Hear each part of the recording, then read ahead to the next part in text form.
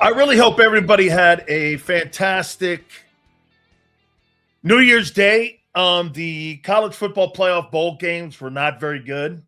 One of them was great. One of them was a great story, the Ole Miss Georgia game. But really, on a traditional day like that, one of the things that I tune on the television set, and there was the Orange Bowl at noon. And I'm like, wait a minute, the Orange Bowl's at night. So some of the traditions, obviously, because of the college football playoff, have absolutely changed the schedule around, and no question. Now we're down to a Final Four: Oregon, Indiana, Miami versus Ole Miss. I was pulling for Ole Miss last night. Won't lie. 38-3, Indiana destroys Bama. We were just talking about Bama, and that's the first time in my entire life I've ever seen an Alabama team not look talented. I mean, it's been a long time. It's been since the David Shula days that Alabama has looked like that. That was just not good. They even benched the starting quarterback, Ty Simpson, in the second half. He just was not very good. And Ken DeBoer, man, I don't care what you did by getting your football team and beating Oklahoma and getting crushed like that. You can't get killed at Alabama. You just can't get killed like that. Boy, he's going to go into the 2026 season, and his ass is going to be on fire. Hot seat. You crazy, man? They're gonna blowtorch that guy if that guy doesn't get out to a strong start next year. That dude in Indiana is the real Kurt Signetti. He is the real dude.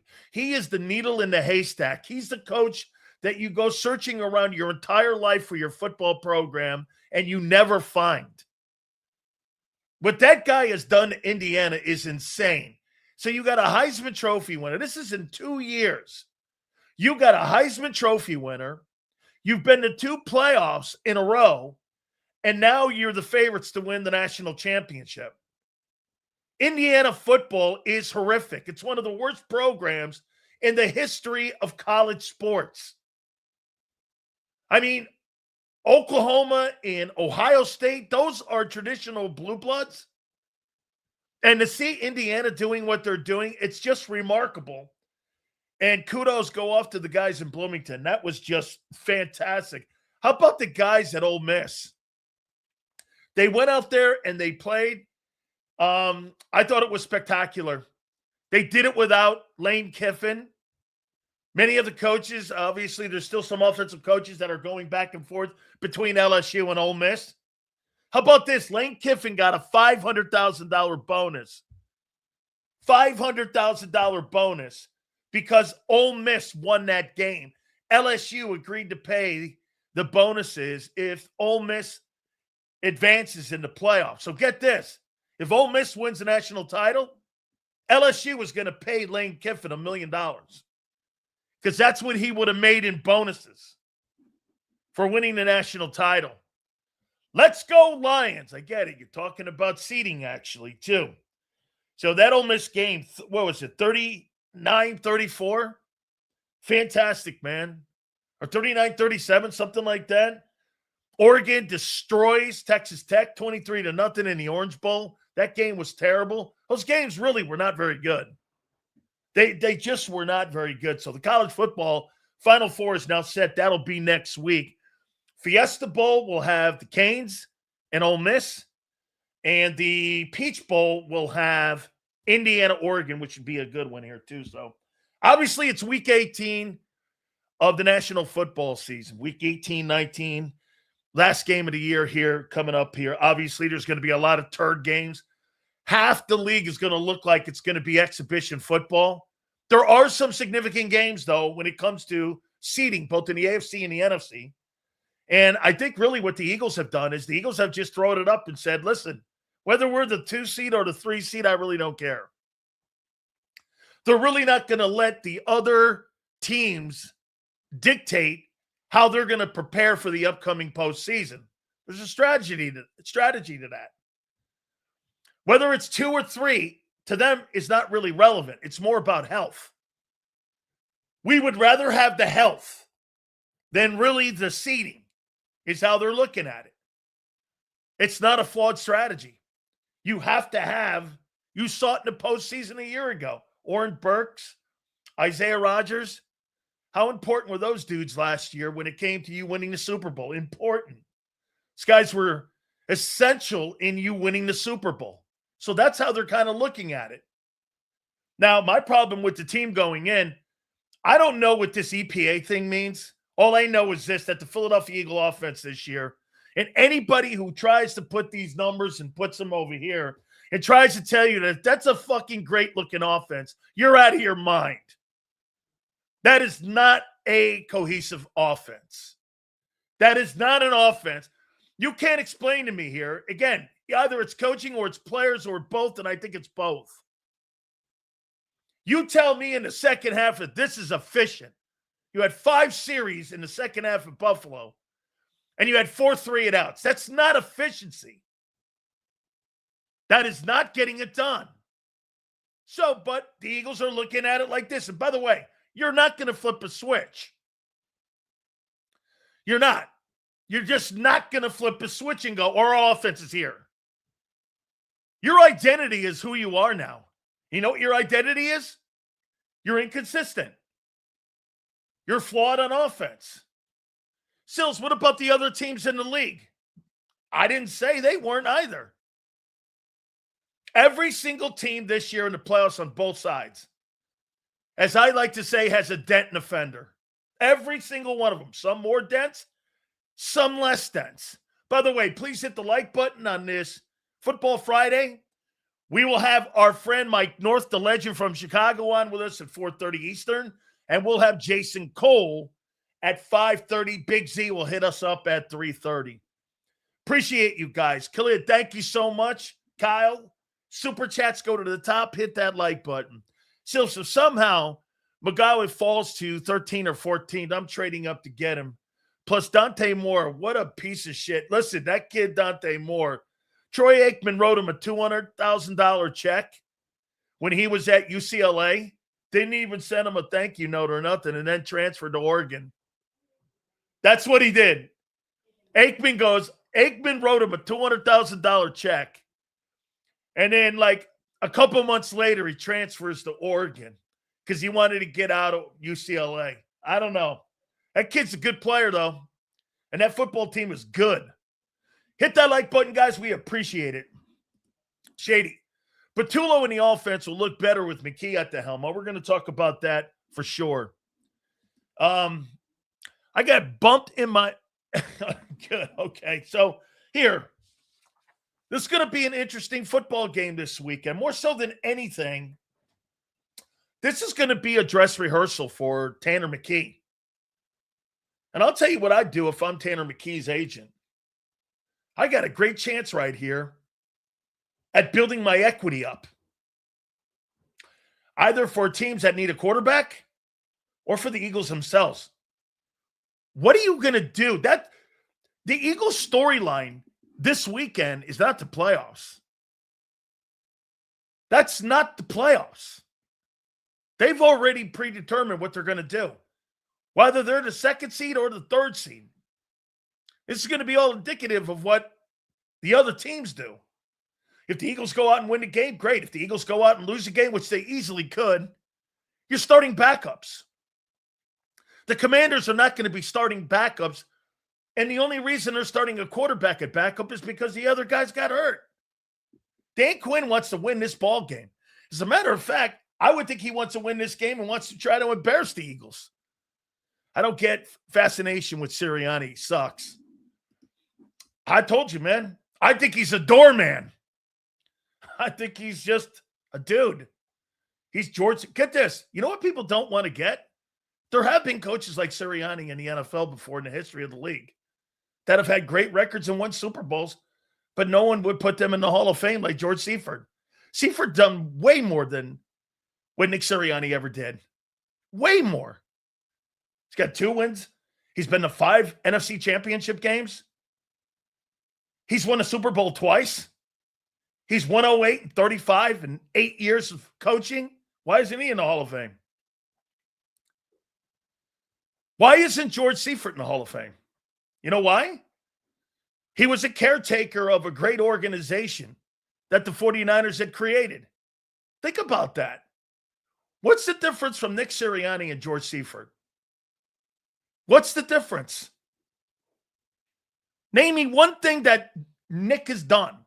And by the way, George won no Super Bowls in his first 5 years. He won 2 of them. Tell me, hook me up here. What has Nick done more than him? And no one looks at George Seifert as a Hall of Fame coach. Name me one thing he's done. So when people always go, Sills, you got to give some credit. Some credit. Bro, you know when you see a good coach, when you see Ben Johnson scheming up offenses, even the guy in Seattle, Mike McDonald, Matt LaFleur, Kyle Shanahan, Andy Reid, you know when you see a good coach. You know it. Okay? You know it. Get this. You see Reyes? He didn't take over a 4-win organization. He's making it try to make you think that they took over the Jags.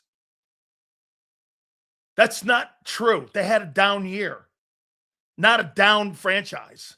That has always been a misrepresentation of where Nick came in to take over. Reyes would make you think he took over the fucking Jags. He didn't take the Jags over. He took the Eagles over. They had a down year. The difference between taking over a bad organization, okay, and a bad organization is different than taking over a bad season. Okay? Trending down. Really? That's right. They were trending down. What a dummy, man. Stupidity. Every single coach. Get this. Folks, how could they be trending downward since 2020? No coach in Philadelphia had a losing record. Explain to me how they are trending down. When under the owner, okay? When under the owner, he's never had a losing coach with a losing record. Every single one of them. Where are you trending down? You had a bad year. Khalid, we missed it. Hey, Xander, I appreciate you guys here today. We're going to get into the topics here in a second. I'm going to tell you what I think happens. And I'll get some predictions here, what I think goes down. I thought we ended up getting it, my friend. Hopefully we're able to see if we had it. And he gave a donation there. Did he throw a super chat out there? Appreciate it, okay? Seals, what do you think about the 2025 Eagles in a nutshell? What are you going to remember them pre-playoffs? That's a great question. If I had to put a headline on the 2025 Philadelphia Eagles season, resilient. I would use the word resilient. They were not very good this year offensively, but they were resilient. They won big games, and they were resilient. They had a couple bumps, more bumps than a year ago, but they were resilient this year. Whether it was 13-10, 13-12, or it was a bump in the road, they were resilient. I'm going to look at on that side instead of a negative side. I thought they were resilient this year. I mean, they got a shot to go 12-5. Okay? Hey, folks, get this. Sills is an Eagles glass donut. Must be new to the room, kid. Better sit the back of the bus. Okay? And I would say this, that they would, without a doubt, think that they probably didn't really achieve to their standards, but they were still resilient. Okay? Please hit that like button. All right. What do we think happens on Sunday with this Commander game? We're going to get to Tanner here. We're also going to take a look at the top 10 Eagles this year, who I thought were the top 10 Eagle players. There's a key. I was just telling Xander. There's a key to beating the Philadelphia Eagles. I'll tell you what that is. Also, CBS had some interesting comments about the Eagles. And Who's going to be fired on Monday? It is going to be Black Monday. Coaches are going to be fired. How many openings are there going to be? We're going to look at that as well. So please hit the like button. All right. So where are we going on Monday? These games are always difficult because they're exhibition type games. And that's the approach that the Philadelphia Eagles are going to have. Now, how much of the playbook, first and foremost, how much of the playbook do you think the Eagles are going to show today? And you know what else is great? Why do you think this is a great idea by the Philadelphia Eagles starting Tanner McKee this weekend? Nobody in Philly got it this week about the starting of Tanner McKee. Why do you think this is a great strategy in starting McKee? Anybody?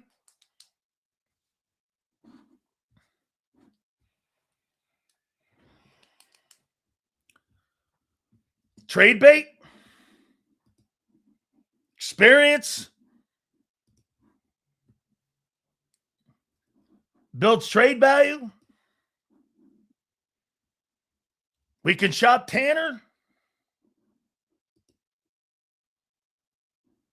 Teams are going to need a quarterback next year. Okay. Here's why it's brilliant strategy in starting Tanner McKee. Everything that you're going to see offensively in a strategy on how you're going to approach this game will have nothing to do with Jalen Hurts in the playoffs. It's brilliant.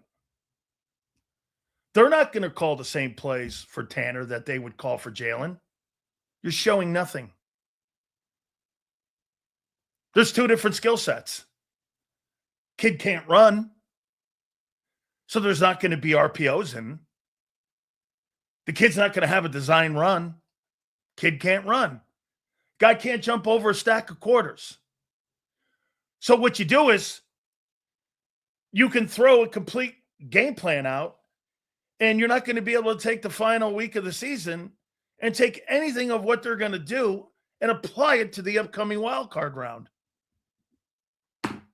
I mean, the offense that they call on Sunday will have nothing to do and will not look like anything they do in the playoffs. They're two completely different quarterbacks. So if you have two completely different quarterbacks, you're going to have two different approaches, which means what? You're not showing your playbook. You're not opening up your playbook, because if I'm a coordinator and I see a different type of pass route, I'm going to go like this. Well, Herz is not going to run that. Or is he? Now you have to start preparing for other things. You don't think they'll show that, do you? You're going to be able to showcase some certain things that Jalen can't do that Tanner can do. And you're not going to showcase things that Tanner can't do and Jalen can do. It's pretty good. It's a good idea. You're not really showing your playbook. You're showing your plays in your playbook, but not really something that you could strategize on and put a game plan together. Like if you're a football team and you got to play the Ravens or the Steelers, they're going to open their playbook up and you're going to be able to game plan off that final game. If you're Carolina or the Bucks, you're going to be able to game plan. They're going to open up the playbook for everything because that game is must win in both games. The Bear game this weekend, they're going to open up their playbook. Eagles don't have to. Okay? The Eagles don't have to. I'm telling you, McKee balls out, and they're going to Wentz 2.0 hurts his ass. I'd hang in there for that. You keep missing the point. Jalen Hurts has a no trade in his contract. Stop with takes like that. He and Nicole Lynn and Clutch Sports have complete direction of his career. The Eagles can only cut him, take massive hit, and get no equity for him. No trade. That means there's two choices. You eat it or you cut it. He has complete autonomy over his career. When they gave him that no trade, stop with we're going to move him if Tanner plays well. That's not happening. You can't do that until when? All right? You can't, 2 more years? Okay? Still, stop it. Everyone knows our playbook with Herz. It's half a page long. Fair? Well, as I said, you already know who your identity is. But you don't really have to show your playbook when you got Tanner McKee. We're going to get to Tanner McKee here in a minute, okay? Dude, you think Jalen Hurts is a DEI hire? With that winning record and Super Bowl appearances? I mean, that's clickbait. I'm learning that word now and that phrase. That's clickbait, man. That guy's not a DEI quarterback. That's not what that is.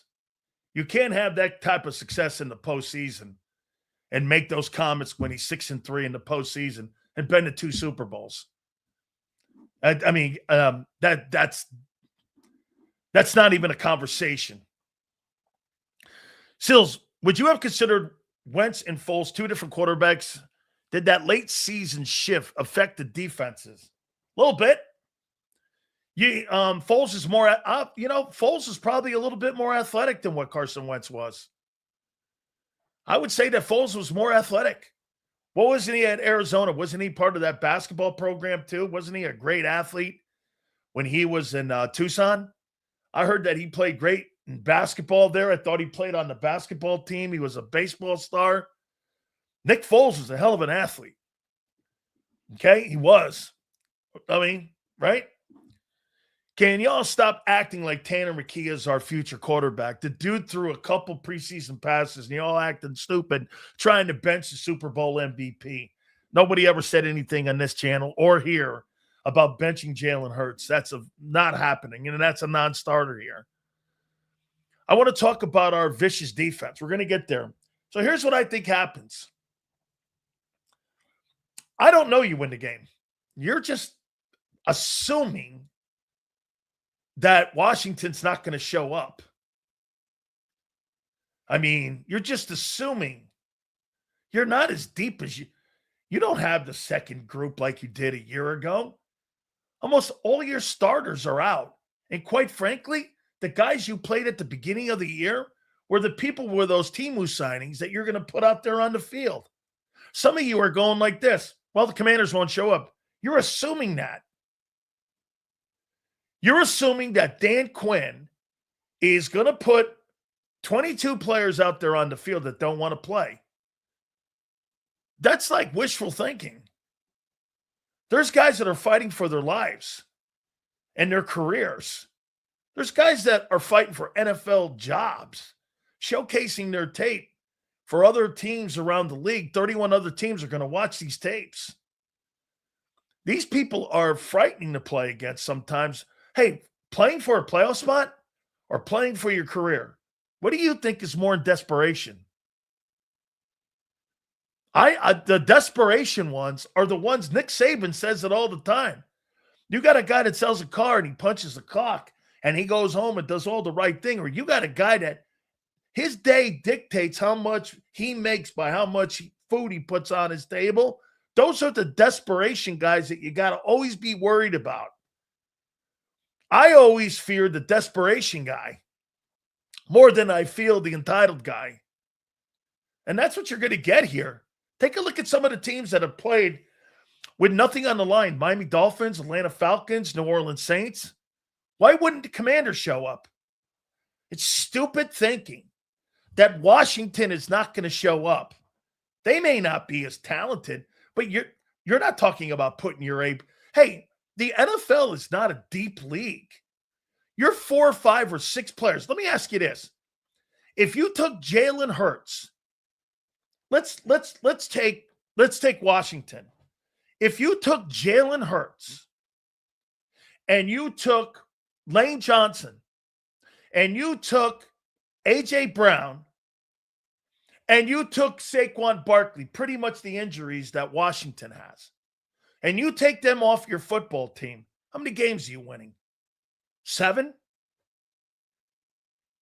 7? I mean, Terry McLaurin's missed time, the quarterback's missed time, the running backs have missed time, Jeremy Tunsil's out.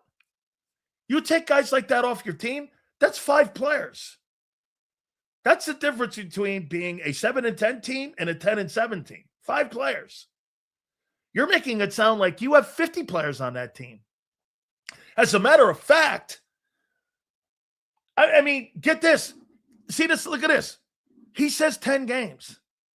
Well, fuck, dude. You've only won 11 so far, with most of those players playing. That shows you what an idiot take that is. If you took Jalen Hurts off the field, Saquon Barkley, A.J. Brown, Lane Johnson, he thinks you'd win 10 games. Fuck, you won 11 now with those guys except for Lane. Stupid take, guy. Stupid take. Okay? Dumb take. Not having good players equals losses. Mind-blowing. I mean, and not having your frontline guys means losses. Take a look, Detroit. So you think you're going into this game and you're winning it? I have no idea who's going to win. I have no idea. How many passes? Let me go here and put this out here. Actually, how many passes has Tanner McKee thrown in his entire NFL career in a regular season ball game? Let's take a look at that. He's thrown 48 passes in his life, and he's completed 33. Really? 48 passes in his entire life. Where are you getting these narratives from about this guy?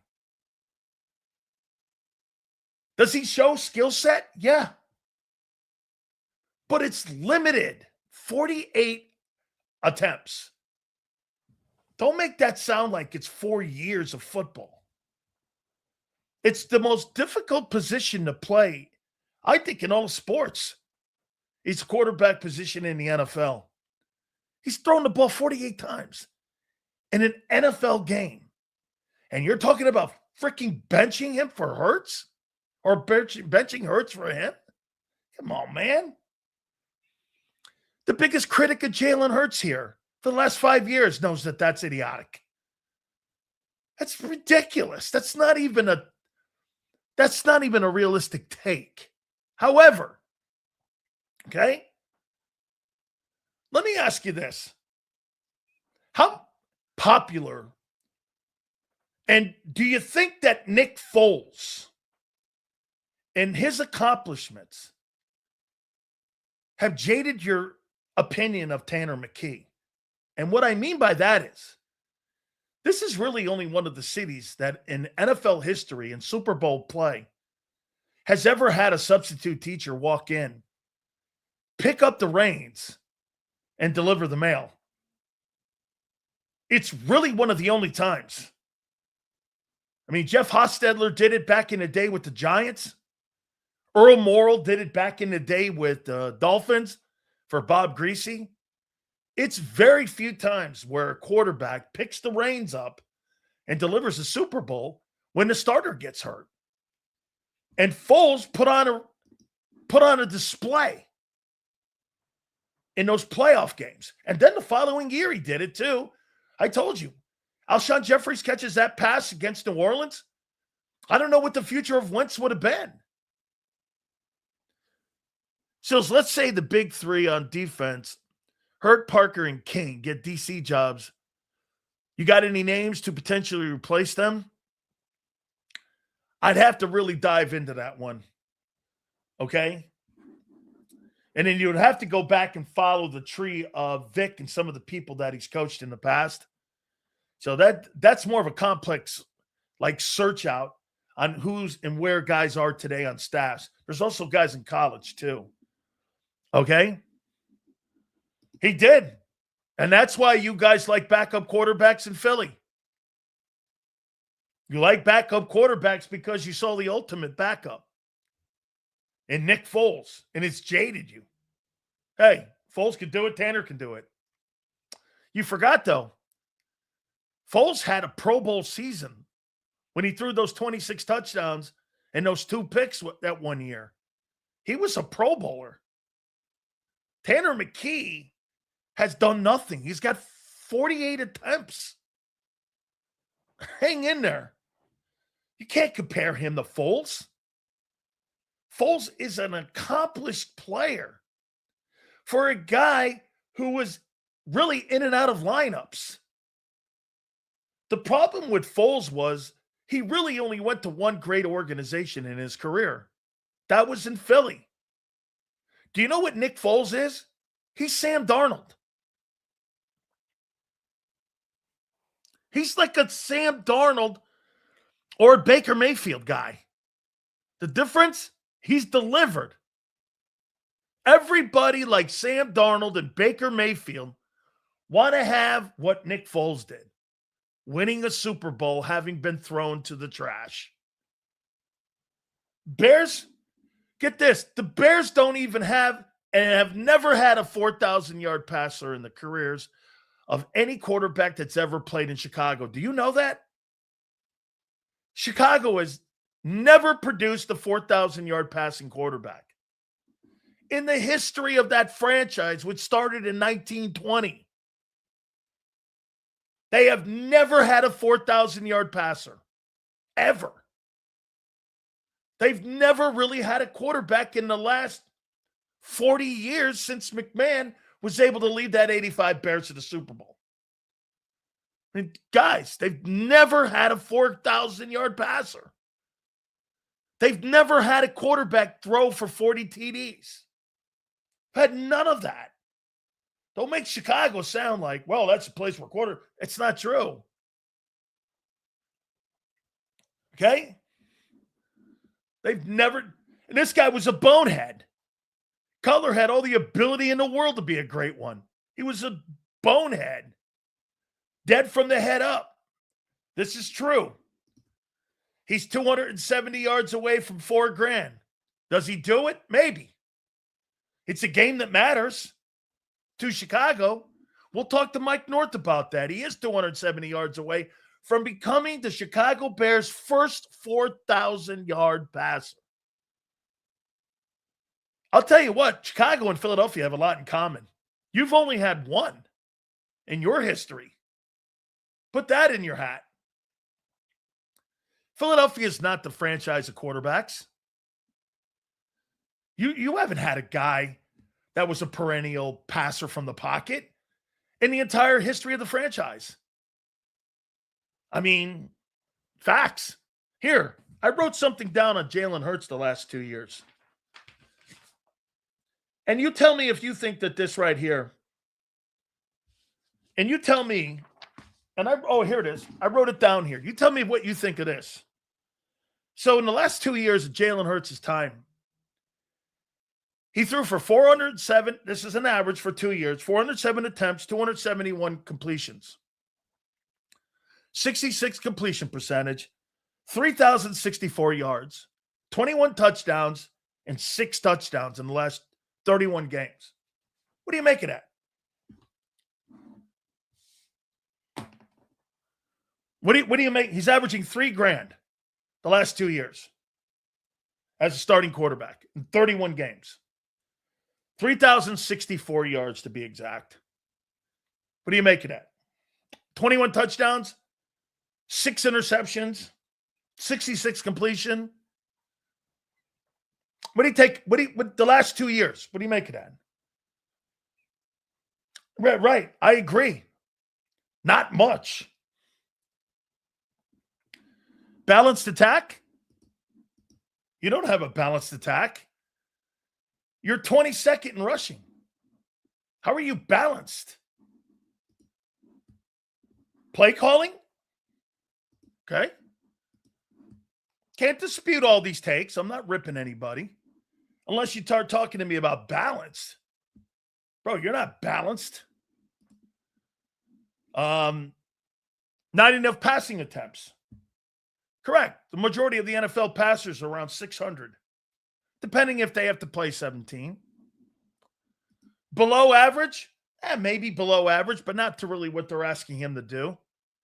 I think a lot of it is dictated on what they want him to do. They control Jalen Hurts' career, and that's by the sidelines. I'll tell you one thing that I've come away with from that from that Buffalo game. There is no doubt they control that quarterback with the style of play and with the calls they make. Jalen Hurts might be a 4,000-yard passer, just like Troy Aikman may have been a 4,000-yard passer, but you're never going to see it as long as they believe that guys like Saquon Barkley or Emmitt Smith back in the day are the way to win games. Nick Seriani feels the way to win a football game is running the ball. Plain and simple, and not a quarterback that's going to win it from the pocket. That'll be his philosophy moving forward from here to eternity. If you notice, every single statistic between the receivers and the quarterback's numbers have all gone down since Barkley's arrival. That's been by design. Once they got Barkley, AJ's numbers are down last 2 years. Take a look at the first 2 years without Barkley versus the last 2 years without Barkley. Let's take a look at that. It's a style of play. This has really gotten – the quarterback is limited. I've said this, but here. A.J. Brown without Barkley. A.J. Brown without Barkley. Without Barkley, 1,496 and 11 touchdowns. Next year, 1,456. 7 touchdowns. With Barkley, 1,079 and 1,003. You tell me what's happened. What's happened? Different play callers. 2 different coordinators. Same result. Whether it's Kellen Moore or Kevin Patullo, those are the same numbers. Okay? Once they added Barkley, everyone's numbers have gone down. And this year, you might add that Jalen's numbers have gone up. Do you remember a topic we had? Okay. Well, wait a minute. He's not been great in all the playoff games. As a matter of fact, half the playoff games have not been very good. You're making it sound like this guy's played great in every playoff game. That's not true. How about the defense? What? I'm talking about the biggest concern of your football team heading into a game like this weekend, which really doesn't matter because they've surrendered the second or third. They don't really care. They're looking at health. Okay? Dude, I don't know what you're talking about. I have no idea what you're talking about. I'm talking about the efficiency of the offense. I have no idea what you're talking about. AJ's been the best Eagles receiver for the last 5 years. A.J. Brown's been the best receiver in the history of the franchise. Seals, only the 02 Bucks, the 2012 Ravens, 2007 Giants have won Super Bowls with offenses like the Eagles. It's very hard to do. Well, if you take a look at those years, 02, 12, and 07, that's a different NFL. Those are different NFLs then. Okay? Probably the 2012 Ravens. If you remember right, too, that 2000 Ravens team was probably their better unit. 2000 team that had Ray Lewis and Ed Reed on that team. That was their better team than the 2012 team. Big Sales, imagine if we had Ben Johnson running this team. If you had Ben Johnson running this team, he would do things with Jalen Hurts that Jalen Hurts has never done before. But they'll never hire a guy like Ben Johnson. They don't hire experienced coordinators. And if they do, they make the experienced coordinators conform to what they want to do. That's what they make Kellen Moore do. Kellen Moore's throwing the ball with Tyler Shuck, and they're throwing the ball all over the yard down there. He didn't want to do that here. He couldn't do that here because he was told not to do that here under the direction of Nick. All you need to know about the style of play and what holds the quarterback back from having a bigger offense and more volume passing in the offense is the coach. It's the coach who doesn't want to do it. Kellen Moore goes to the Saints. They throw the ball 35 times a game. 35, 40 times. Now, there's context to that. You're behind most of the time. So you are going to throw the football more.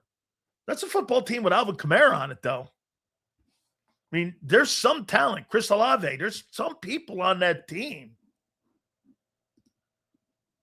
Ben Johnson, what happened in Detroit? He got a head football job in Chicago, and he came into your building and beat the fuck out of you. That's what happened. As a first-time head coach, he rolled into your building and beat you up. That's what he did. When he was the coordinator in Detroit, he put that team with a 15-2 record, then got a job in Chicago, came to Philadelphia and beat you up. Is that not facts? Andy Reid was the quarterback coach and Nick was a wide receiver coach. Sills is right. And the record is ass, and whatever.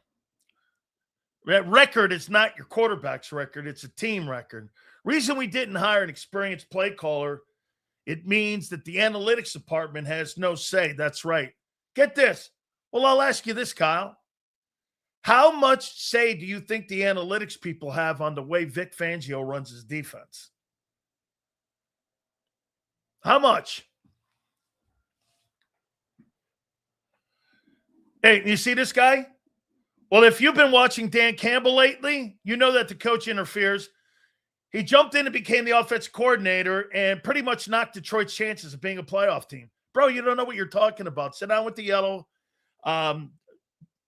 jacket on and put your tinfoil hat on. Reason we don't hire experienced, yes, that's correct. Hey, Sills, hope you're doing well. You too, my friend. Thank you so much. I hope you had a fantastic New Year.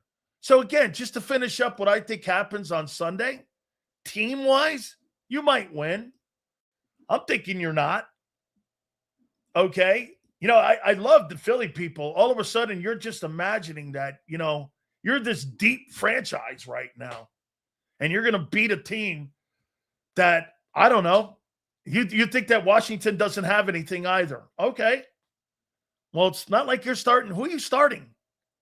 You're starting a second-team offensive line that never got on the field this year. I mean, what O-linemen are playing? Who's playing in the O-line? Those guys didn't have an impact at all this year.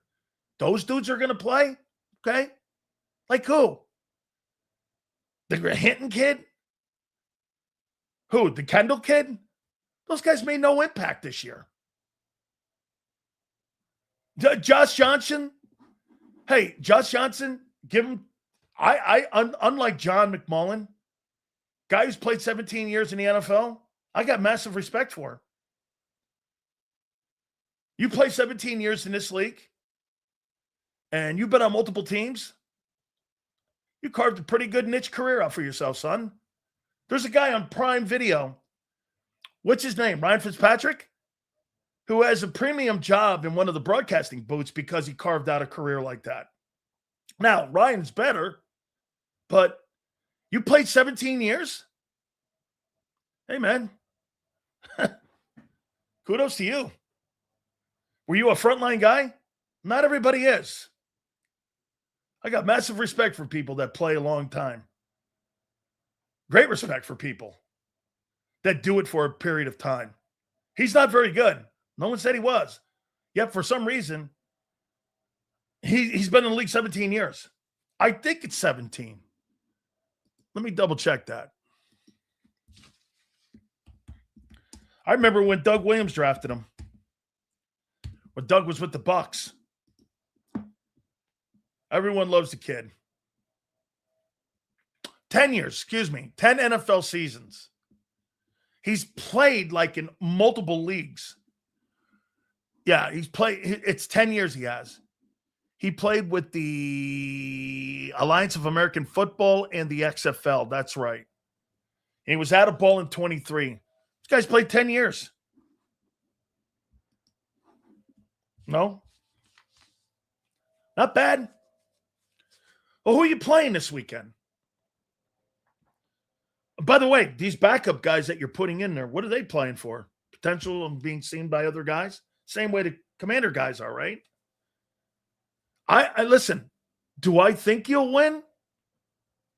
I guess. It's in your building? The only reason I'm going to go with the Eagles is because you're at home, not because you're better. So I'll go Eagles 26-17. Something like that. I agree to not play the starters. I would hate to win and not get to the 2 seed and possibility of playing the Rams or 49ers on Saturday. Short work weeks. I think you're going to play Sunday, though. If you're the NFL, you want the Eagles on Sunday. You don't want them on a Saturday ball game. Okay? Sills, let's change the philosophy to see if Curt Cignetti available. He scores from beginning to end. It doesn't matter if they're up 50. He's still trying to score unapologetically. Love that about him. Me too. I'll tell you one thing that he also teaches. Anytime you see a football coach running the score up, they're not running the score up. That's what they're telling their players is don't ever let off the gas pedal. Hey, if you can't duck and I'm throwing right hands at you and you're beating that person up and he doesn't duck, that's not your responsibility to tell him to duck. He's got to know when to duck. Don't ever let off the gas pedal because then you start teaching bad habits to your players. Run people over because you're going to get into a game where you have to be on the gas pedal for 60 minutes. It's another character thing that the Eagles do well. Do you know what really I don't like about your philosophy on coaching, which really contradicts what I just said? How do you play the way you play in the first half against Buffalo, and then your coaches are basically giving you plays to slow you down? That is so uncool. So I'm fighting a guy, and I'm throwing haymakers, and I'm beating the shit out of you. And all of a sudden, I go to my corner, and my corner guy says, hey, now start boxing him. Why? I got him on the ropes. If I start boxing him, I'm going to put him back in the game. And that's exactly what you did against Buffalo. You know why Buffalo got back in that game? Because your coaches let them in, not because the players did. The coaches let those guys back in with that style of thinking. That's stupid thinking. You're basically throwing like speed bumps in front of your players. I went back and watched that Buffalo game because that's really the last game you're going to get until the playoffs. Players were rolling. Both sides of the football, special teams. You were punting the ball well. There were kicks made. They were running the ball. They were spreading it. Jalen Herz threw a dime between 3 guys and completed a pass. I'm like, shit, that's good stuff. I watched it in the second half. They started throwing these little speed bumps in front of them. Before you know it, they were losing first down. That was a clearly outcome. You know what? I'm sick and tired of hearing people in Philly making excuses for that shitty coaching staff on offense. That coaching staff on offense was throwing landmines and speed bumps in front of those players the entire 30 minutes of the second half. Go watch the gosh dang game. And if you come away with any other thinking, you're stupid and you don't see the game clearly. They were rolling, and then they said, stop throwing haymakers. Why would you let another team back into a game? Hey, Jalen, don't turn the ball over. You know what that means? What do you think that's code for? Hey, Jalen, don't turn the ball over. Jalen, don't screw it up. Instead of doing this, Jalen, go win us a game. They don't talk to the kid like that. They say this, don't screw it up. You're not going to win games like that in the playoffs going, don't screw it up. Hey, don't screw it up. Guy's accomplished. This is his time of the year now. This is the season for Jalen. This is now. Nobody gives a shit what he did in the regular season. That's kind of what he said the other day at his presser. Hey, man, 6-3, Junior. 6-3 with 2 Super Bowl appearances. And you got coaches that are like, hey, you know what? Let's not do too much in the second half. What kind of coach is that? I'd ask my coach, what happened to your balls? What are you doing here?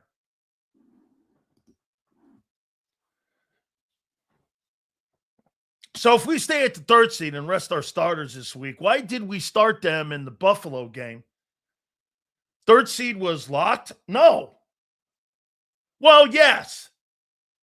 Yes, because look, whoever comes out of that Saturday game with Carolina and the Buccaneers, now the Bucs are not with any control of their destiny.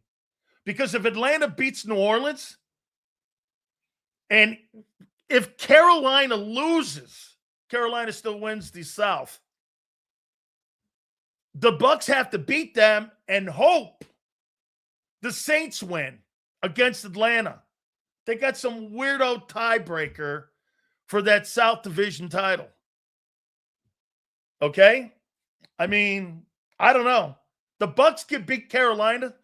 That doesn't secure them in the playoffs. Because, like I said, if Atlanta beats New Orleans, Carolina wins it. I mean, right?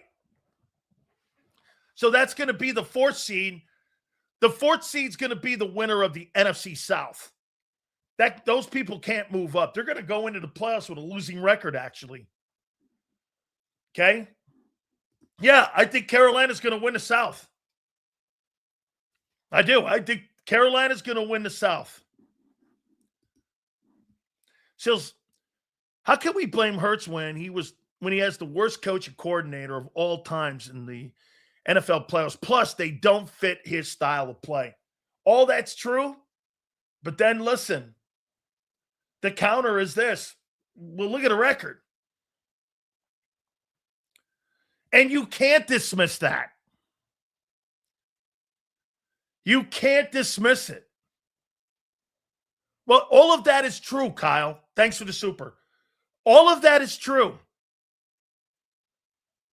Sitting down, get this. Sitting down and breaking down the Eagle Commander game has to be the dumbest thing you can ever think of. I'm not going to sit here and break that thing down. I don't know what happens. It's special teams players playing. I have no idea.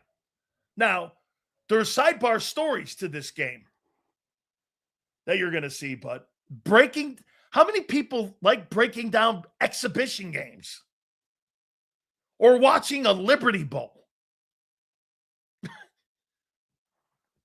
Nobody watches the Liberty Bowl, and nobody watches exhibition game 2. Right? Get this. There's 0 chance of Carolina being the 1st seed. Really? What gave you that idea? The record? Who said that? Seals, you might rub people the wrong way, but you're spot on. And only one who really says it. The inconsistent offense is the head coach's conservative mentality and arrogance. Listen, he believes it's more about him and the organization and his coaches than they do about the players. It's why I despise the guy. The organization believes it's them, not the players. I can't stand any coach who thinks that. They tell you one thing at one time. They tell you it's so like the players, this and that. But then when you shut down a player in the second half the way he did, that's a mentality, dude. The Eagles believe, I think you've left 2 Super Bowls on the table in the last 10 years. Or at least 2. With that style of thinking. You may lay another one on the table here. If you don't win the Super Bowl this year, it'll be because of philosophical indifferences that you had in the front office with how you were going to approach this year. Your conservative play will be your undoing, not the players' play. Will be your undoing. I swear to you, I've lifted a couple bricks off of Herz after that Buffalo game. You go back and you watch the 22 and you watch how they approached the second half, and 4 of those 5 drives were 3 and outs, and they had no creativity whatsoever, and they didn't care to. They were so basic plays. Seriously, a high school novice coach could have called that offense in the second half. And stop with the weather. Here. You play in Philly. Buffalo plays in Buffalo. Welcome to bad weather. Jesus criminy. Welcome to bad weather. Why do you think New England always had the advantage at Gillette with dome teams like the Colts? Bad weather. That's an advantage. Not the Eagles. How many of those bad weather games did the Eagles win this year? Let's put it out there. How many of those bad weather games did they win this year, even with the shitty style of play? Okay? How many? How many games did you win in the bad weather? You play in Philly.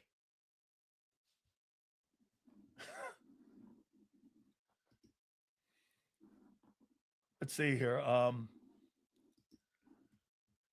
Stop with the nonsense about the weather. I don't give a shit about the weather.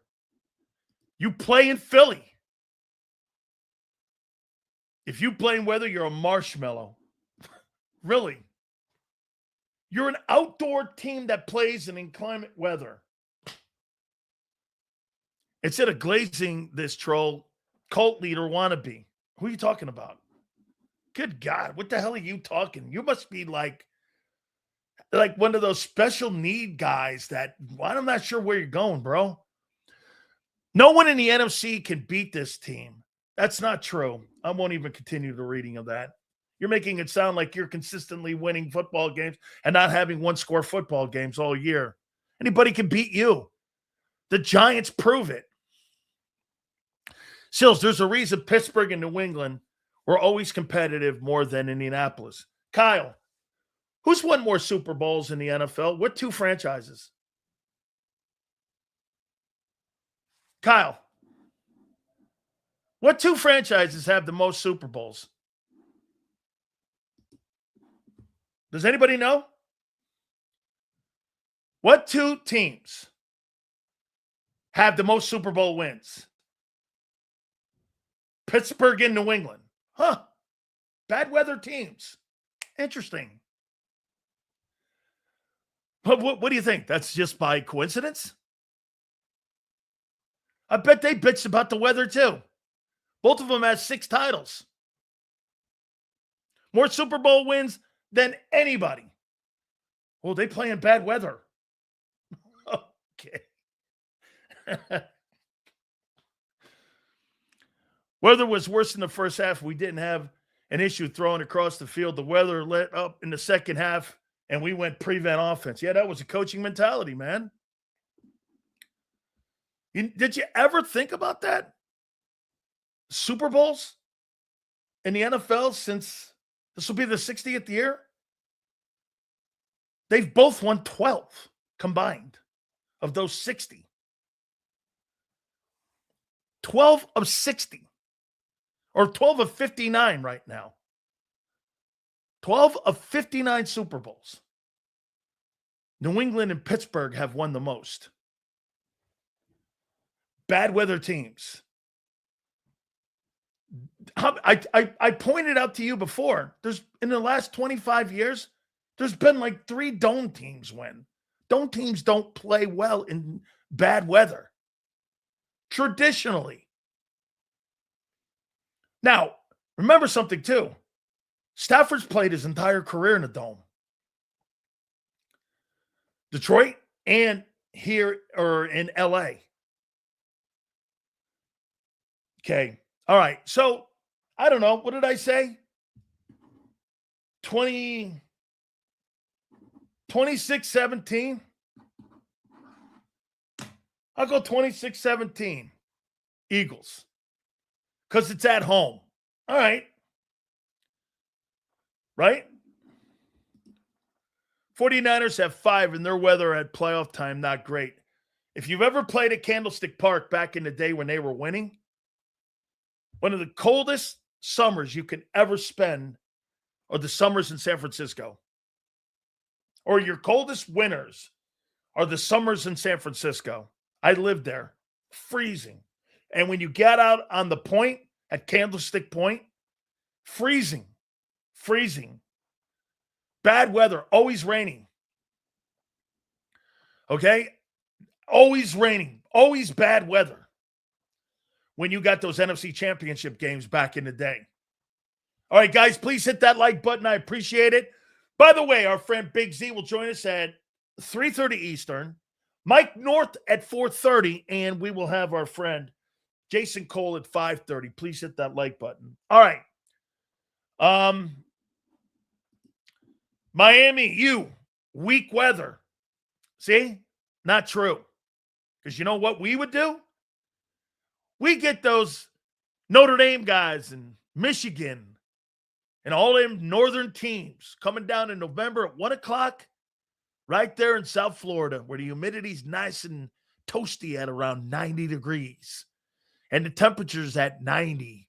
Those guys, by the time warm-ups were over, their faces were as red as a red-ass apple. And by the time they got in there, baby, we were kicking their ass. And we were putting the wood to them.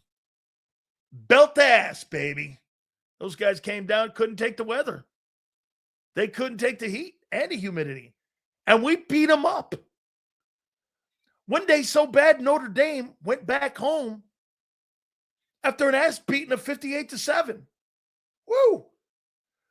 2 years later, they came down. We beat them 24-0. How you doing? A little too hot here. Okay. I know. Okay? I know. All right. So let's get to a storyline.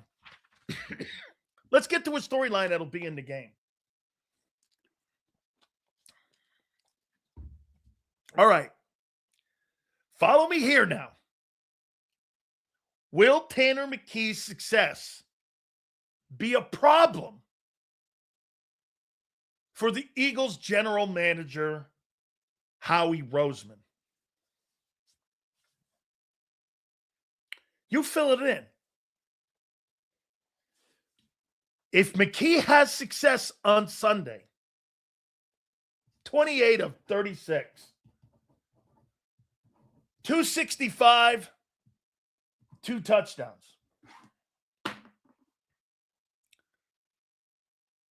Will Tanner McKee's success be a problem for the Eagles GM, Howie Roseman, which means Jeffrey Lurie, too? If this guy's slinging it, oh, by the way, I can't wait for this. I don't really give a shit about the game Sunday. I care about this. And I'm watching this. The game? Hey, Sills, who do you think's playing linebacker? Trotter Jr. and Ty Robinson. Yeah, wake me up when I'm not watching like the Liberty Bowl. Or basically I'm watching that Alabama defense that Xander toted out there in that Rose Bowl. I don't know what the hell that was. Hey, I'm the Ty Robinson. Yeah, okay. But I am watching this Tanner McKee thing. Because then you got to do this. If I'm Tanner McKee, I'm not signing any contract with the Eagles.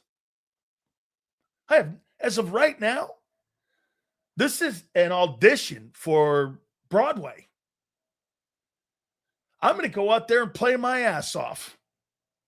And by the way, it'll also be an indictment on Herz, on what they think of him, not Jalen.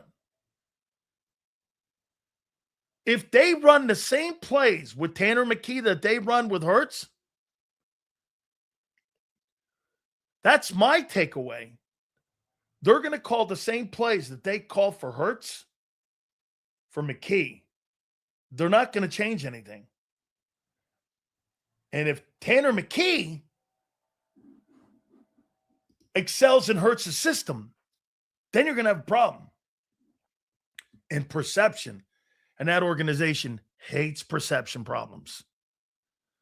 Why would that matter? Washington's already packing. Once again, you're missing the point. You're playing for your career. You're in a moment of desperation. So guess what that guy just said? That guy just said this. And a lot of people in Philadelphia media are saying this. Well, Washington doesn't really want to play. So they got players on their roster right now that they brought in and gave millions and millions of dollars to.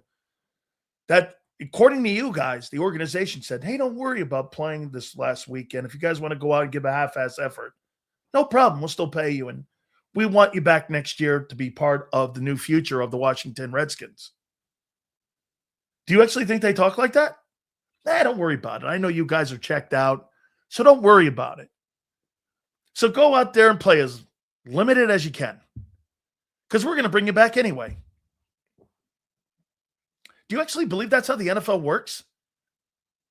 That they're not going to hold you going out there and farting around? They're going to cut your ass in the offseason. I don't want to be cut. I don't want to bring my playbook into my coach's office because I gave lame-ass efforts. You're out of your minds, man. People are in desperation mode right now. What do you think? Everybody in Washington is not fearful of moving their families, their lives, losing jobs, losing millions of dollars? Man, you got these people. You really look at these guys and don't give them a lot of credit for being human beings.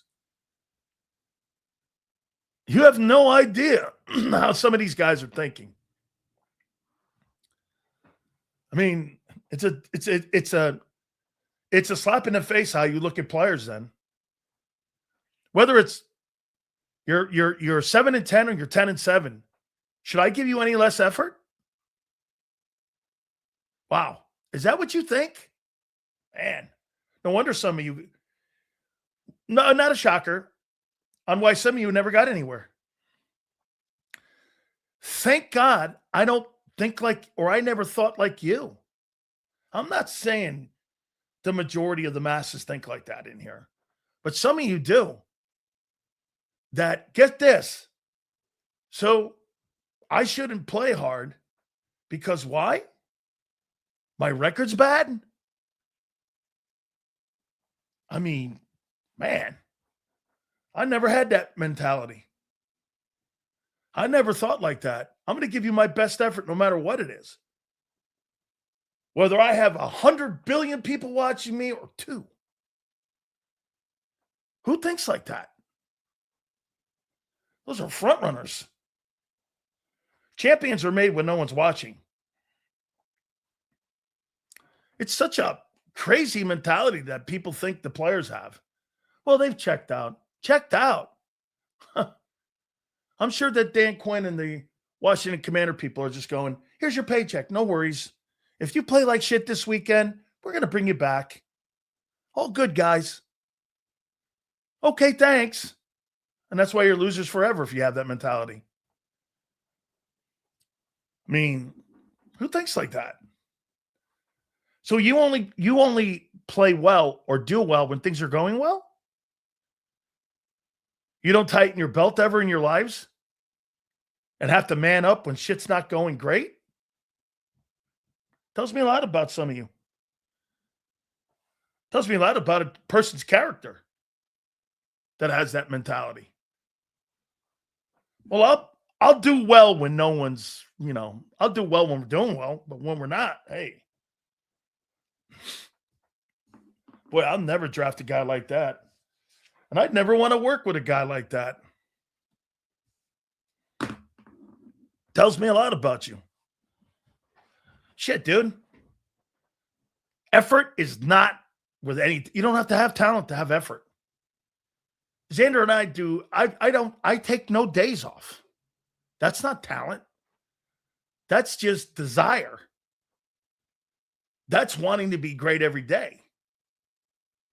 Do you know how many times I could take? I take no. I haven't taken a day off. When I was on radio in Tampa, Z, you'll love this. When I was on the radio in Tampa for 15 years, I took 3 weeks off total in those 15 years. That's how champions are made, bro. Taking days off, not showing up. Give me a break. All right, guys, hit the like button. We appreciate you guys. All right, so I'll answer this question now. The narrative will be, if McKee throws for those amount of yards, there will be this. Well, how come Herz can't do that?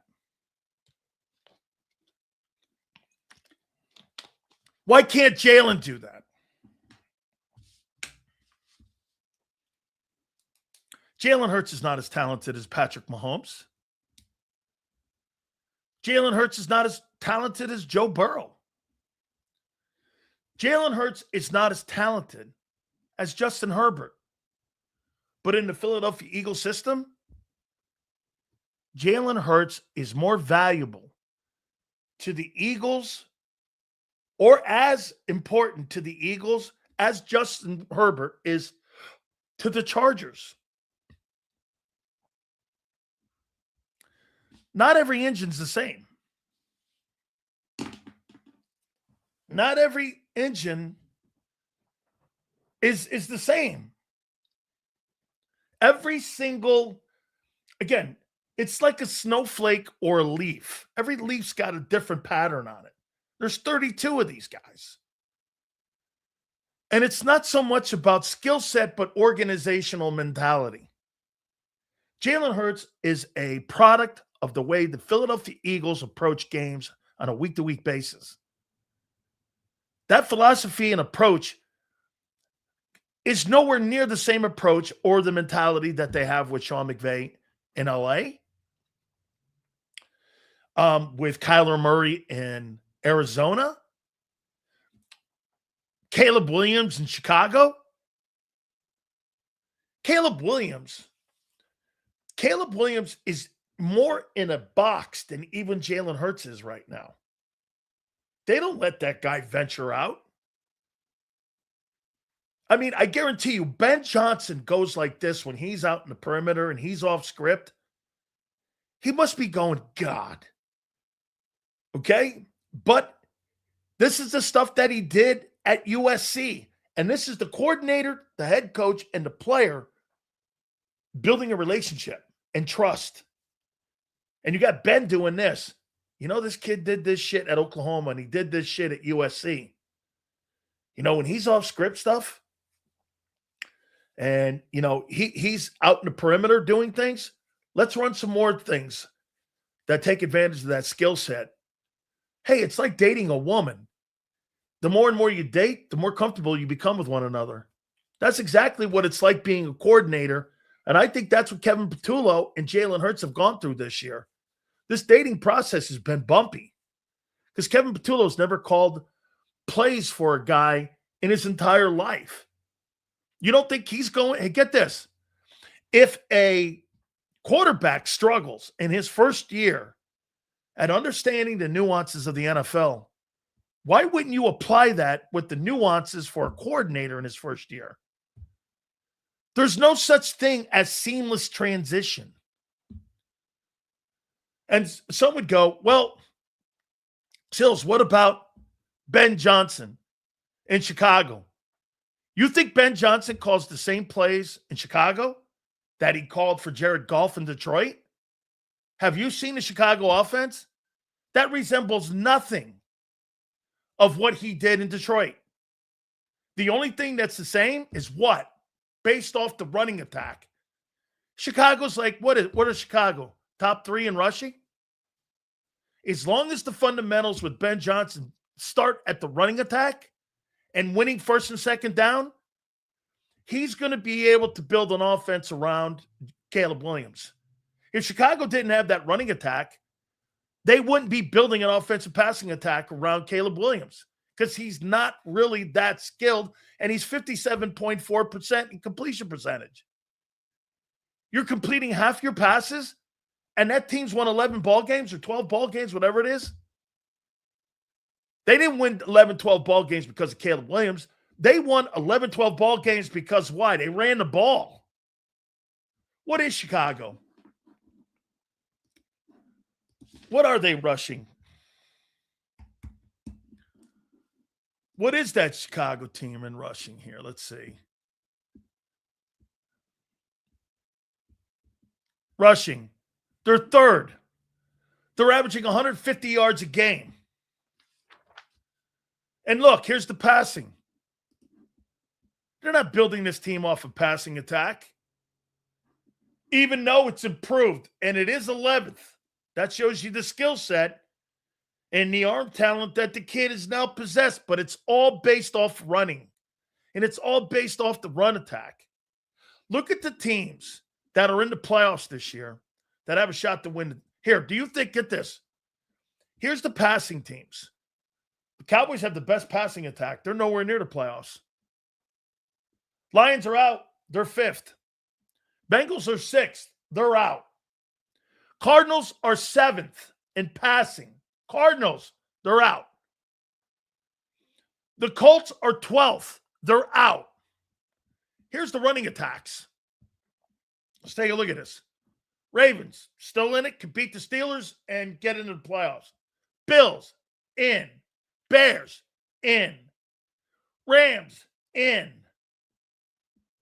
Panthers, maybe in, probably in. Seahawks. Dude, you got to run the ball. Got to run the football.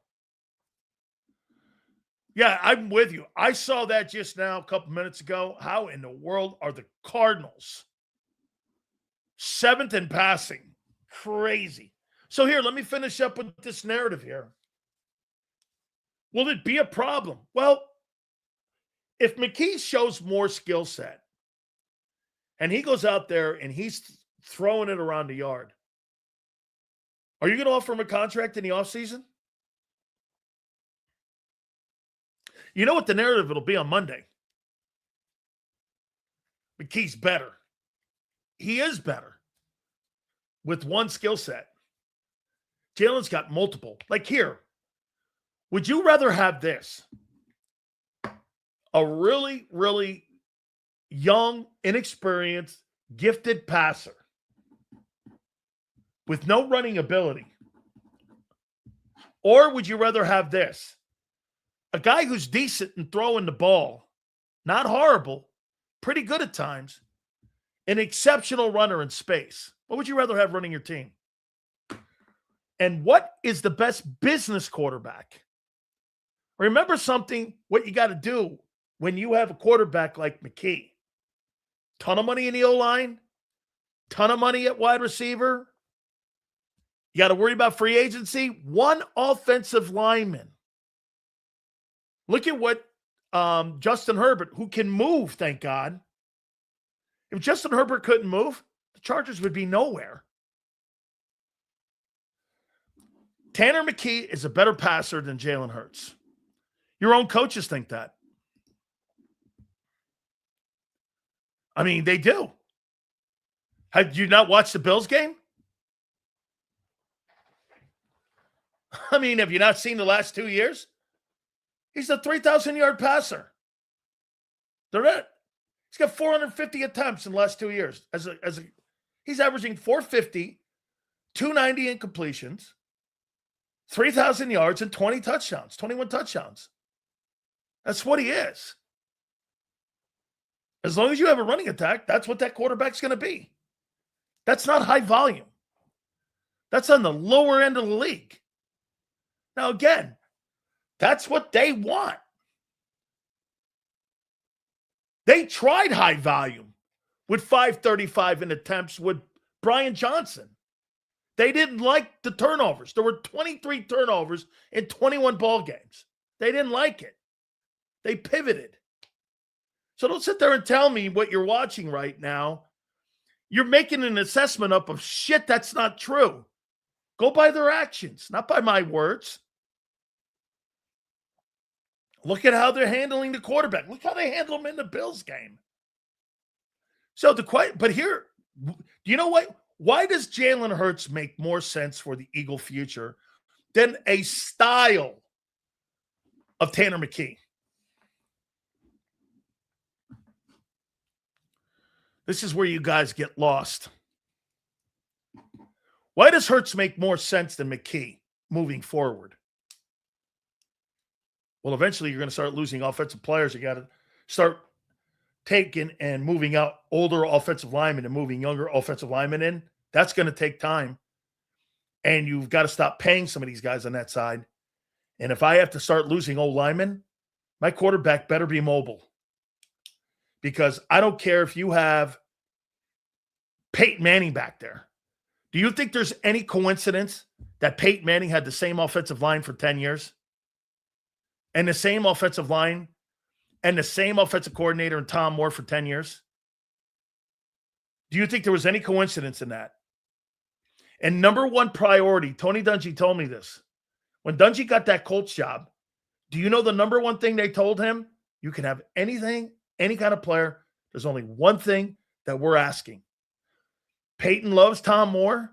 Tom Moore's put this offense together, and Peyton wants Tom Moore. And Tony knew Tom Moore, and he said, no problem. Tom Moore is now in Tampa. He's a senior consultant down there, and he helped coach Brady with Bruce Arians. So, again, continuity. But in today's NFL, you're going to lose a lot of players due to free agency. Every single year, let's see, Isaac Seumalo, Cam Jurgens, Mekhi Becton, and now Tyler Steen. Last 4 years, you've had 4 different right guards. And in 4 of the last 5 years, you've had different running backs. You've had Miles Sanders. You've had DeAndre Swift. It's 4 years of the 5. And now you've got back-to-back with Saquon Barkley. Every one of those running backs you had back there were Pro Bowlers. Sanders was a Pro Bowler. Swift was a Pro Bowler. And Barkley was. Actually, Barkley's the first non-Pro Bowl running back you've had in 5 years. Do you know that? All those other guys made the Pro Bowl. I mean, so if I'm Tanner McKee's people and I go out and play well on Sunday, I'm playing through the 26th year. I'm not going to get hurt because I'm going to be backing Jalen Hurts up. And when I sit and I wait, my time comes and my contract or my time in Philly comes up, I'm going out in the open market and I'm going to take the highest bidder. Do you know that many people are now considering Tanner McKee the best backup quarterback in the league? Or at least top 3? And with this current draft of guys coming out, not one impressive guy in there. Actually, I would make this point. Is Tanner McKee more of a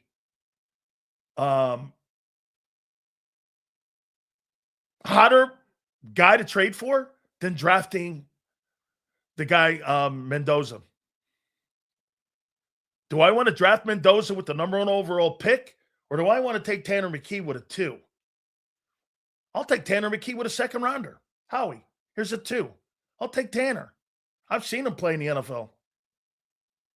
Even with those limited snaps, I'll take the limited snaps versus the guy with the no snaps and the guy I'm not sure is going to – I think there's a lot of – Fernando Mendoza's got a lot of great qualities, but does he have enough talent? You know, Peyton Manning never had really the super arm strength too. He had to work at that shit. He didn't have – you know why Ryan Leaf and him, the big debate was? Ryan Leaf had more gifted talent than he did. had a bigger arm, was a sturdier guy, was better in the pocket. But at the end of the day, he was a lunatic who didn't want to work hard. There's not a metric for that. The gigantic debate, remember? Bobby Beathard. I knew Bobby when he was alive. Bobby Beathard said the biggest mistake he ever made in his life, and that's a guy that helped build the undefeated Dolphin teams and then those Washington Redskin teams with Joe Gibbs. Phenomenal personnel guy. You know what he said? My biggest mistake was drafting Ryan Leaf. I went with the physical assets instead of the mental attributes. Okay? You're not going to get a first rounder for Tanner McKee. And not on the planet. 48 reps. You see this? Nobody on the planet. In the history of the league, nothing ever like that has ever happened. But I'm sure, senor, your guy will command a front one and be the only guy in the history of the league. A guy who was drafted in the 7th. If you remember right, Brett Favre, when he got traded to the Green Bay Packers, he was a second-round draft choice by the Atlanta Falcons. He was a second. And, okay, McKee's a 7th rounder. It's not happening. Going to get a first-round playoff win with Tanner. I don't know why people think this stuff about this. Tanner McKee's never playing in Philadelphia unless, God forbid, Herz gets injured severely. Okay? Sills, Chandler's Ole Miss quarterback looked good as hell last night. I think the guy at South Carolina is better. I think this kid's good. I think he's okay. I think he'll get a shot. But in today's NFL, I don't know, 5th round, 6th, something like that. Tanner Stanford can read defenses, okay?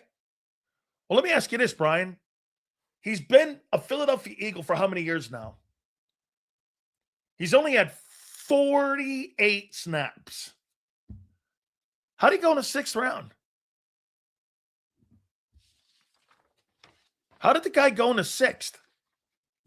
If he's this guy. Now, Sills, Brady went in the 6th. Are we comparing him to Brady now? Do you think that guy's Tom Brady? That's a great topic. As a matter of fact, there's a lot of parallels. Drew Bledsoe's a heck of a player. What was that contract they gave Drew Bledsoe?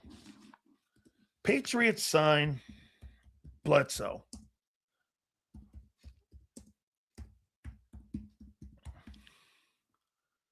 What was that when they signed him?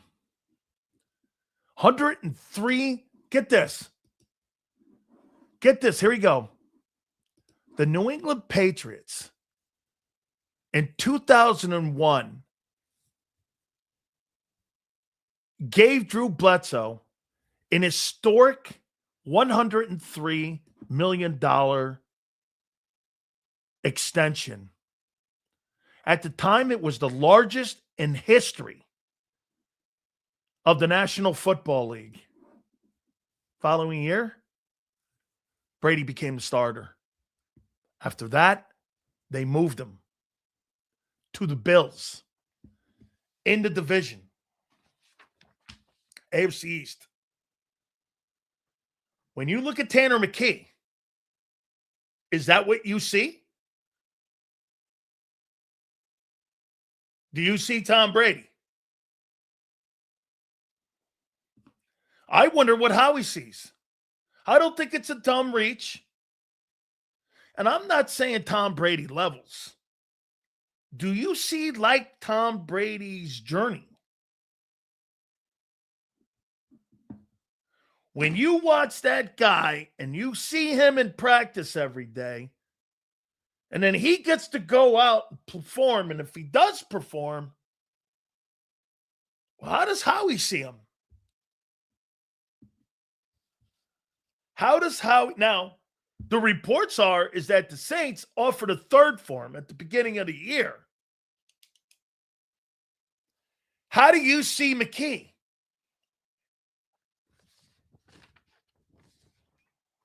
Oh, my God. You see, you got to remember this. Before you bring Big Z in here, you got to remember something here. Sundays are made for guys like me. Because I'm going to tell you flat out, I'm hoping for this. 356 and 4 tutties. That's what I'm hoping for, baby. 356 and 4 tutties. All right. My friend Mike North, the Chicago Bears are kicking some booty. You know what it is, Big Z? It is JAKIB karma. That's what we're giving Mike North, is JAKIB karma with his Bears. I don't want to give too much karma because the last time they roll into Philly, they kicked the shit out of the Eagles. So I don't want to give too much love to them. And then we're going to have our friend Jason Cole at 5:30. Without further ado, we got some big games this weekend, but we also have some dog crap preseason game styles of games this weekend. Without further ado, our friend Big Z, Jander Krause, joins us now. How you doing, Big Z? What's up, Big Sills? How you doing, brother? Oh, good, man. So what are you looking for this week, dude? I'm looking for that Saturday night game. Okay. That Niners-Seahawks game, I think is going to be not only a good game, but I think a good indication of maybe the level of talent going into the postseason. And then, for the Eagles game, not much. I'm excited to see Tanner McKee. Remember, he wears an Eagles jersey too. I think he's weirdly become like a polarizing player where people who love Jalen don't want to give Tanner any credit. People who love Tanner don't want to give Jalen any credit. Tanner wears an Eagles jersey.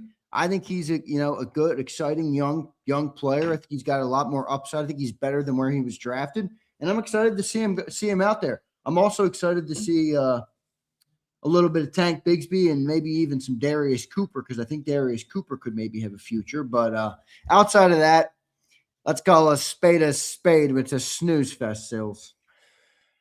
So do you believe it's more about people liking Tanner or the people that don't like Herz, that Tanner McKee is this polarizing guy? Does it really have to – is the last name McKee even an issue, or does it have more to do with Herz? To me, it's not even about it. To me, it's the style. Because I talked to a guy who on our post game show one time, Caleb. I don't know if he's in the chat right now. Probably he's not, but he might be. O-line guru.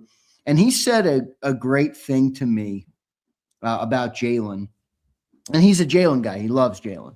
But he said to me, the thing about Jalen is most people, football fans and football players, even if it's tremendously successful, Jalen Hurts' style is not the preferred style of offense, right? It's a little bit more of a clunky offense. It's a little bit uglier. It's not the most traditional pro style offense. And, there are people out there who look at the tremendous amount of talent on this team.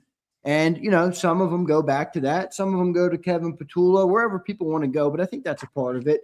And then Tanner McKee has kind of just been the other guy who resembles the opposite. Like, he's the opposite in a way. He's like the antithesis of what Jalen is. He's this tall dude. He can't run, can't jump over a stack of quarters, but he reads defenses and throws the ball over the yard. So I'm excited to watch him play, though. I mean, I think it'll be pretty good.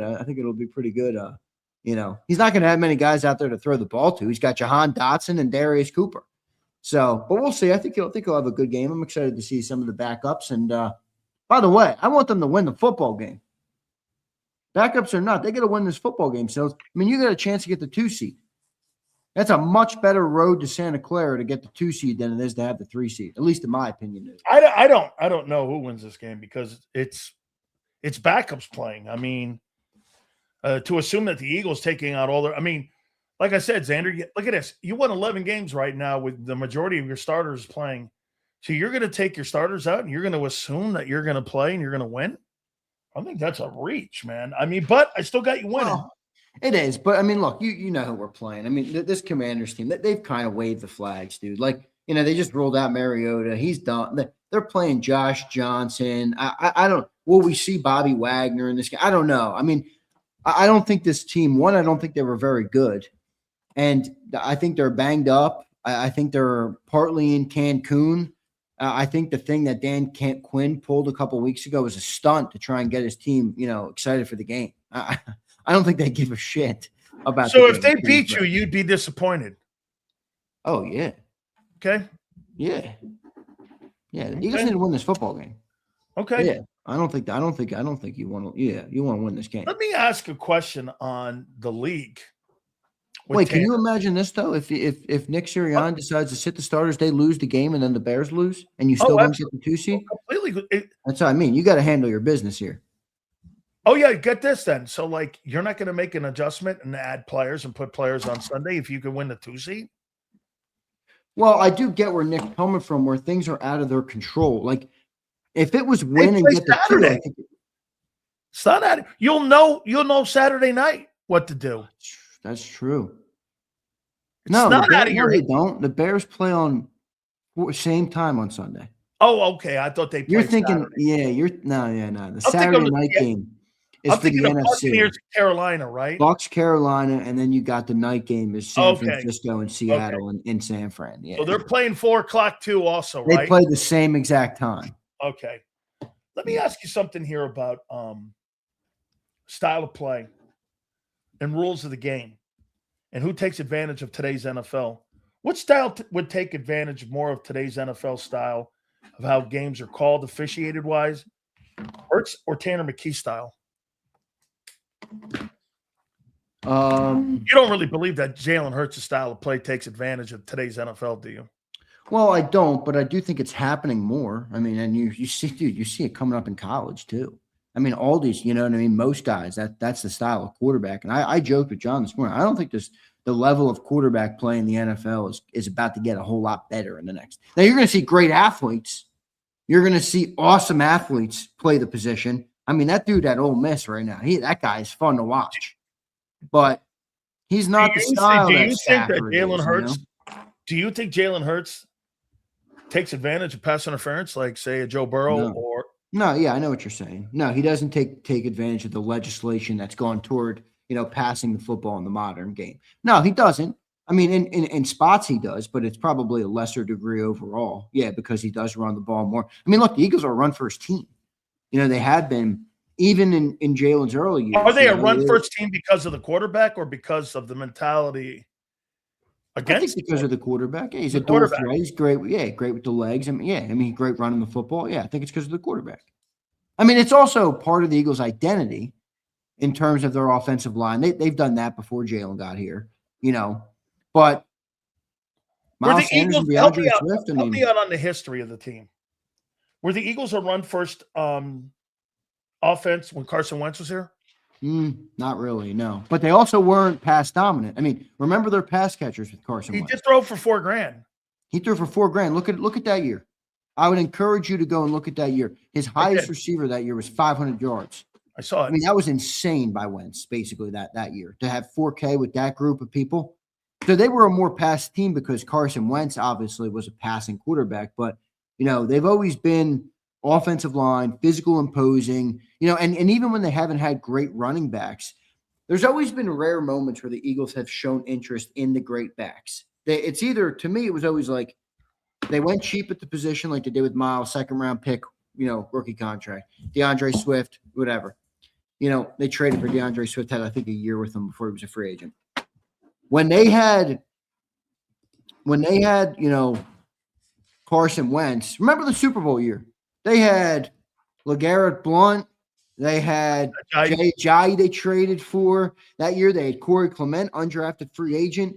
They've always liked to run the ball. They've always wanted to be a physically imposing team. I mean, this goes back to Andy when they got the offensive lineman, and even early years of Jalen. And, look at Miles Sanders ran for 1,300. DeAndre Swift ran for 1,300 or whatever, 1,200, whatever it was. So it's always been kind of their identity, to run the ball for sure. But you also can't say that without acknowledging this owner and his infatuation with passing the football. He's always had this infatuation to be on the cutting edge. Yeah, to be on the cutting edge of offense and to throw the ball and, so. How can you be on the cutting edge when your offense is 24th and you're paying guys $51 million? Yeah, I tried saying that this morning. Like, I don't know what John's talking about. Me He's like, either. EPA, they're not even bad. I'm like, John, are you on crack? This offense stinks. Bro, that second half of that Bills game, 4 3-and-out series of 5. Yeah, it's a joke. You don't have to. See, I could be, hey, Xander, I could be blind in one eye and see that. Yeah, that's this whole risk averse thing that I think they've taken on because of the quarterback too. But that is that. Like first half of that game, Jalen Hurts was great. I thought he played a good first half, and then second half comes and they clam up. They don't do anything. They run the ball on first and second down every play. They didn't really do anything. So is that to me them protecting the lead? I don't know. Let me play a game with you here. Would Jalen Hurts be a better quarterback without Barkley on the team? Maybe. He got to a Super Bowl. Better quarterback he got to a Super Bowl without him. Was he a better quarterback? Well, you could argue he was a better quarterback without him. You could argue he had a bigger jump in development, without him, because they didn't rely, even if they were run first, they didn't rely on it to this level. In 22, he had obviously near MVP year.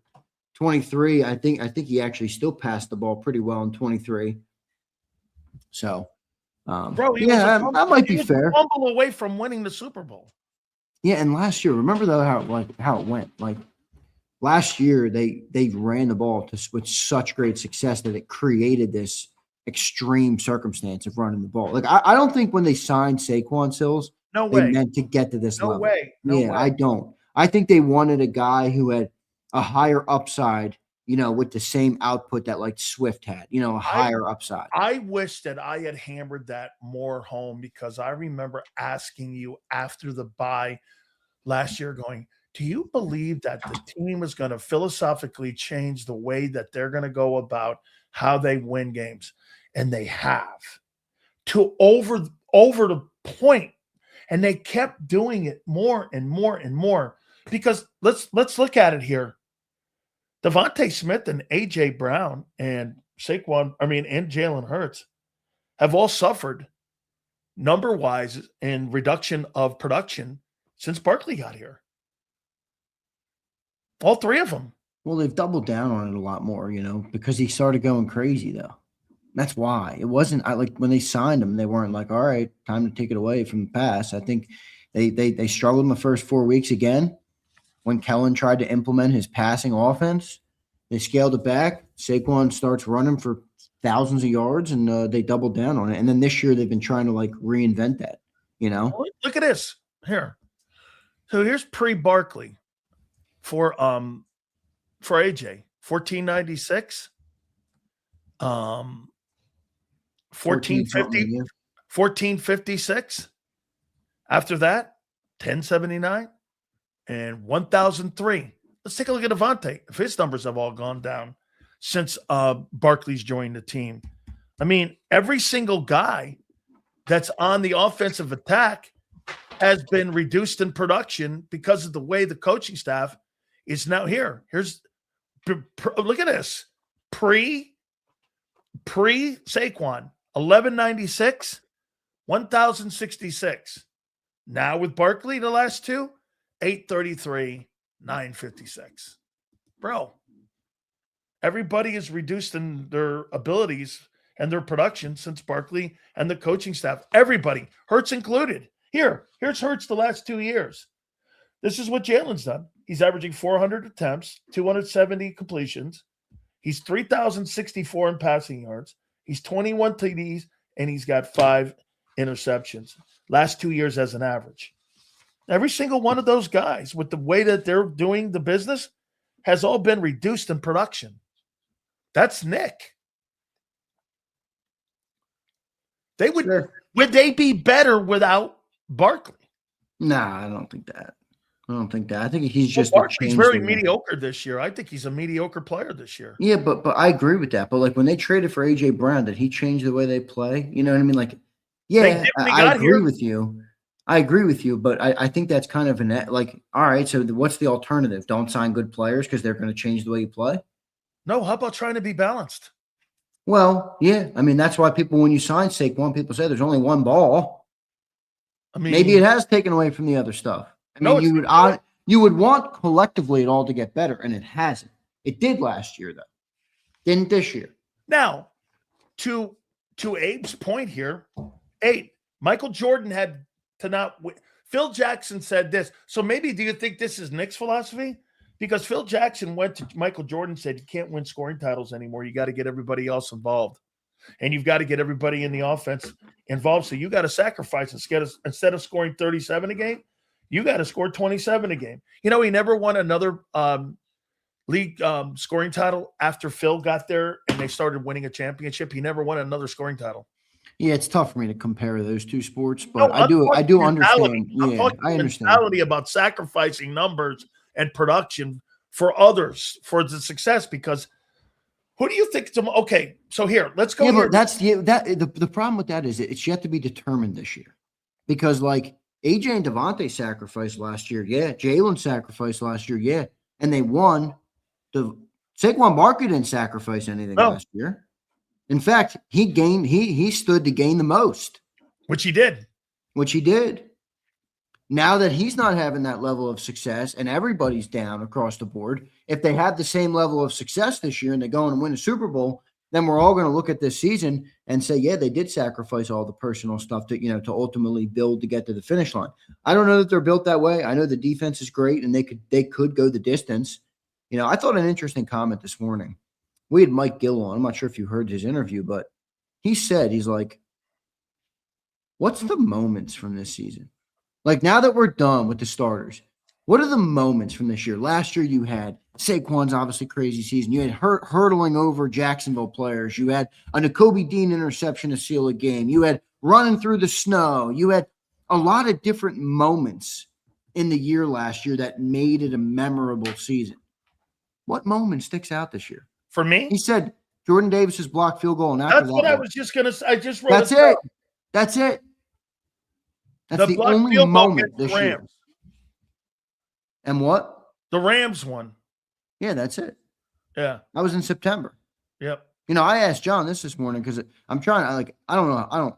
I don't really understand John's line of thinking at this time of the year right now. But he's telling me that any of these teams we play with the bad defenses, he's like, I don't see it like you with the offense at all. The offense is going to be, I don't think that I'm not as doom and gloom on the offense. And he's pulling out, I'm like, okay, John, well, what team have we done well offensively against? He pulled out the Rams, the Bucks in the second half, and the Vikings. Those are games that took place in September and October. Yep. Your thinking's right. I mean, in November and December, you look at this team's wins. Yep. Let me just pull it up. The Eagles. You're 7-5 since September.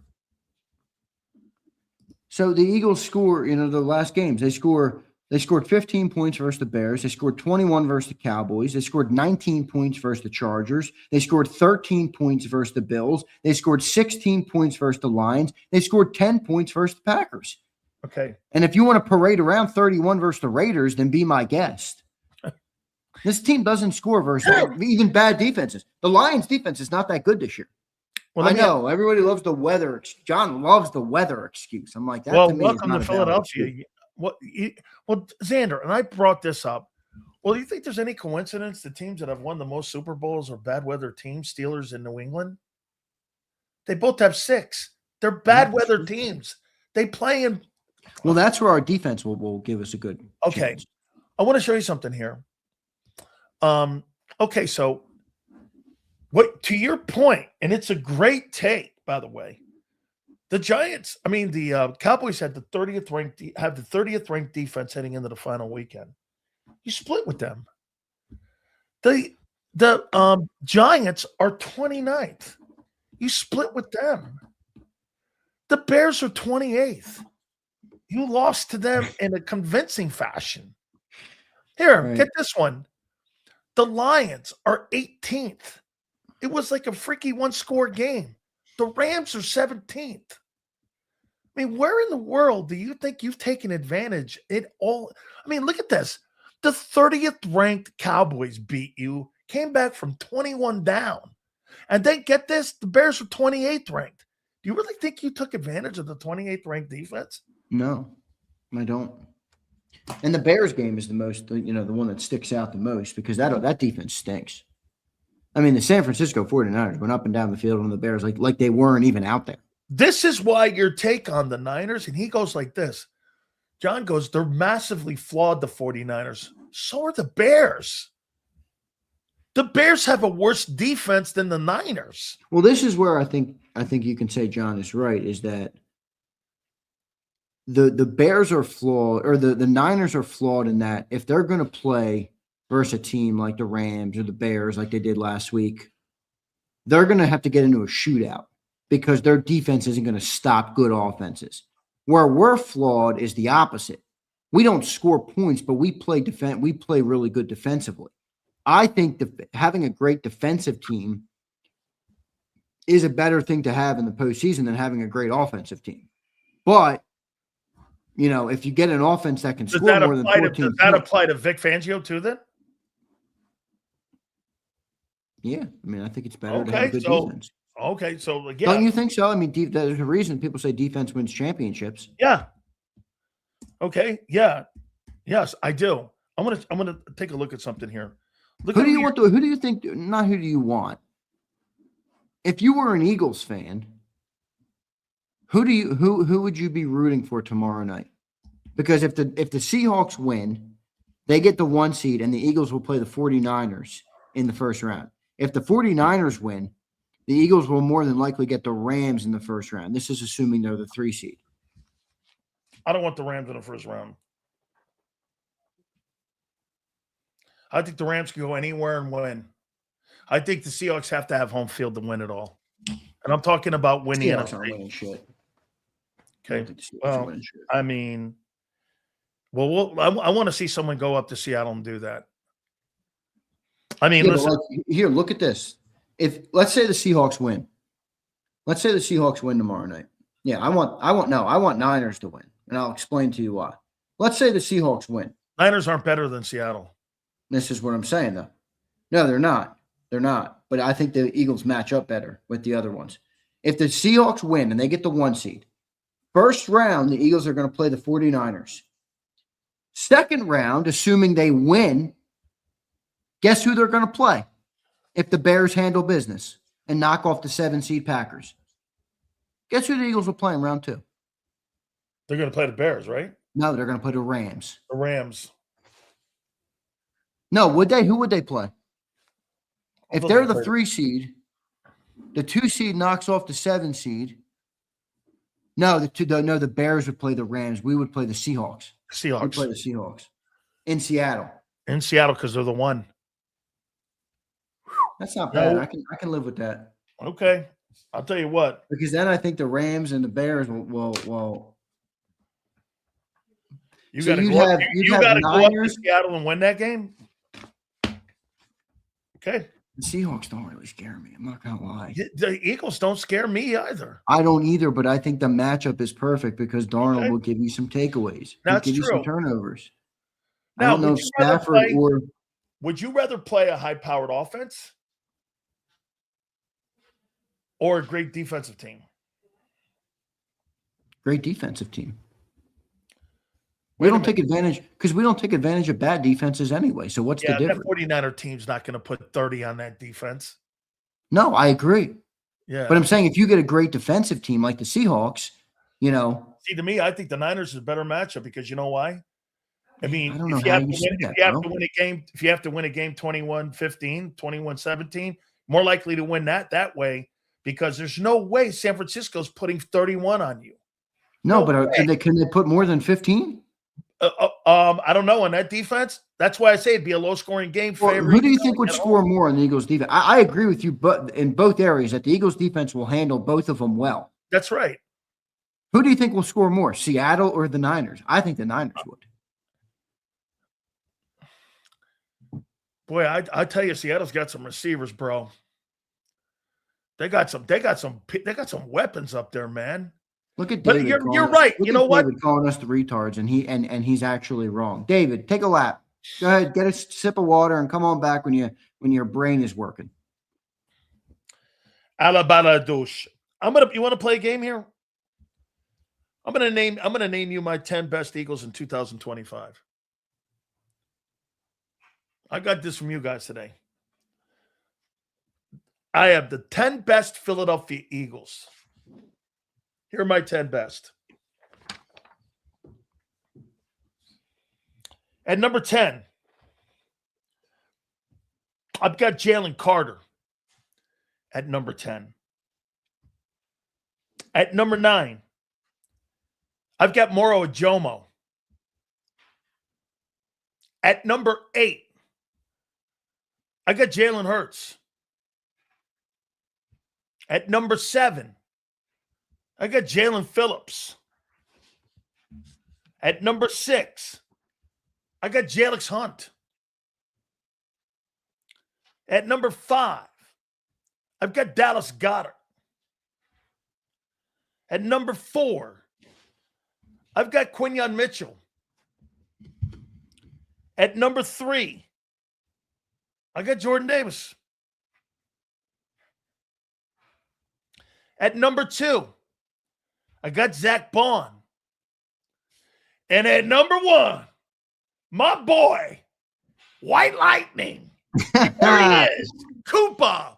Milf hunting. Wait, what was this? Your list of 10 best Eagles defenders? Oh, this is my 10 best guys this year that I think have had the 10 best seasons on that football team. And is there one Is there one offensive player?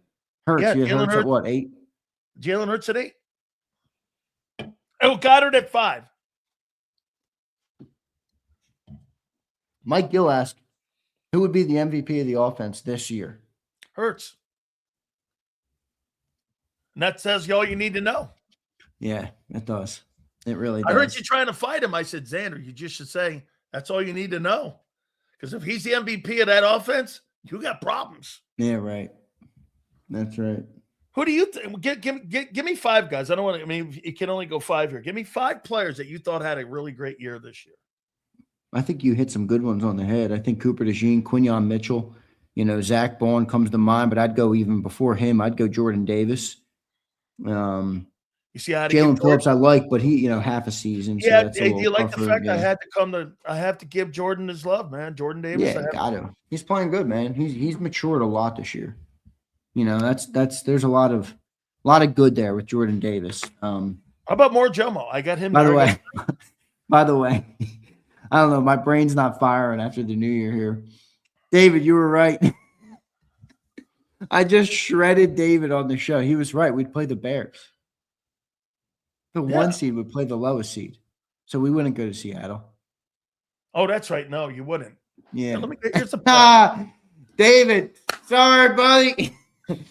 David, sorry, pal. Okay, here it is right now. The Bears right now would take the Packers on. The Eagles would take the Rams. Here. It'd be I got to remember there's 4 because the Carolina's going to win the South. It would be Bears and Packers. Then it would be Eagles and Rams, and then it'd be Carolina Panthers and the 49ers. Right? What, in the opening round? Yeah, 4 versus 5. Yeah, but no, the Niners would finish 6. No, as of right now. Right now, they're in the 5 hole. Yeah, but they play tomorrow night. So I got it. I'm saying as of right now, they're right now in the 5. So you're saying right now, if they win or lose, where are the Niners going to land? 1 or 6. Because I'm assuming the Rams beat the Cardinals. Yes.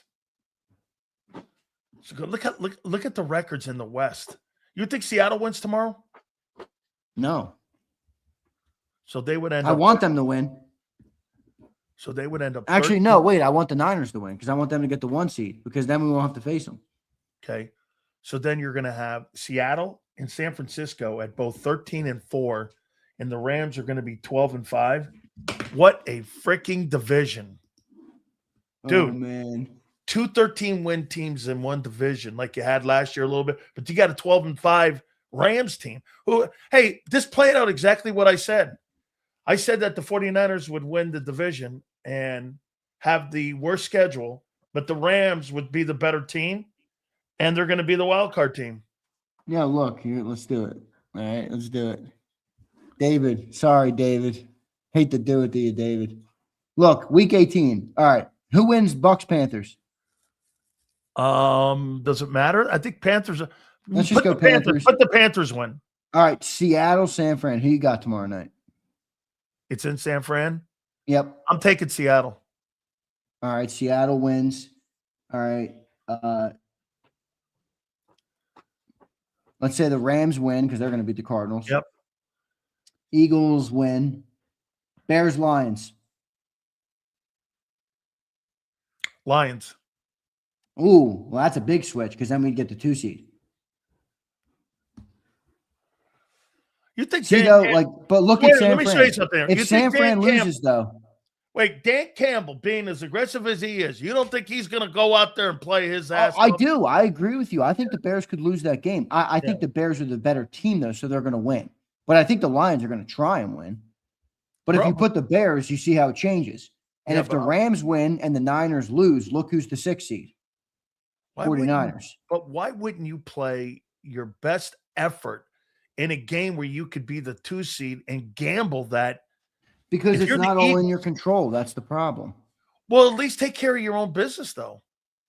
See, wait. This is where I think it's a beautiful setup. If San Fran wins tomorrow night, then you got L.A. in the 6th. In Philly. And Seattle would play, yeah. We really need the Lions to beat the Bears. That would be so nice. If the Lions beat the Bears, man, this whole thing, that is such a beautiful first round matchup. The Packers in Philly, Jordan Love's banged up. Defense is injured all over the place. I want you to send me this thing, because I couldn't find it. Hey, do the AFC here. Are there any significant AFC games this weekend that could dictate? No, not really. Okay, yeah, Baltimore and Pittsburgh. Oh yeah. So who do you think will win? I think Pittsburgh. I'm taking Baltimore. All right, so you think Baltimore gets wins? That still didn't do anything. No. Oh yeah, no, they're in at 4. That's right. They go to the 4th seed because they win the division. Yeah. Man, you get Houston in Baltimore with Derrick Henry. Houston will probably win that. They'll be the 5 seed. Chargers, I think the Chargers are resting their starters, so the Broncos are going to win. They're going to get the 1 seed. Herbert's not playing. They're going to get the 1 seed. Patriots, let's just say they win. Holy shit, the Patriots might finish 14-3 if they beat Miami. That won't change whether they win or lose. I don't. Do you agree with me on this? Not one team that the Super Bowl champion's not coming out of the AFC this year. I don't necessarily agree with you. Okay, what do you think can win? The Jags? Bo Nix? You're telling me you don't believe in Sam Darnold, but you believe in Bo Nix? I'm not saying I believe in Bo Nix. I just, the AFC's got to knock out the AFC. The NFC's got to knock out the NFC. And then when you get to the final one, it's a different ballgame. I mean, I'll tell you what, you might not believe in Bo Nix right now, but what if that dude rolls 2 playoff games and dominates in the AFC Championship? You might become Super Bowl. You might be like, hey, that guy's playing good.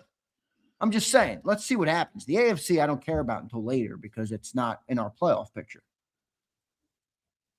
I mean, I think I'd feel pretty good about any of those matchups in the Super Bowl. Maybe, New England wouldn't be my favorite matchup. I think New England could go. Here's the problem you get with San Francisco. If San Francisco gets the 1 seed, they don't have to leave home.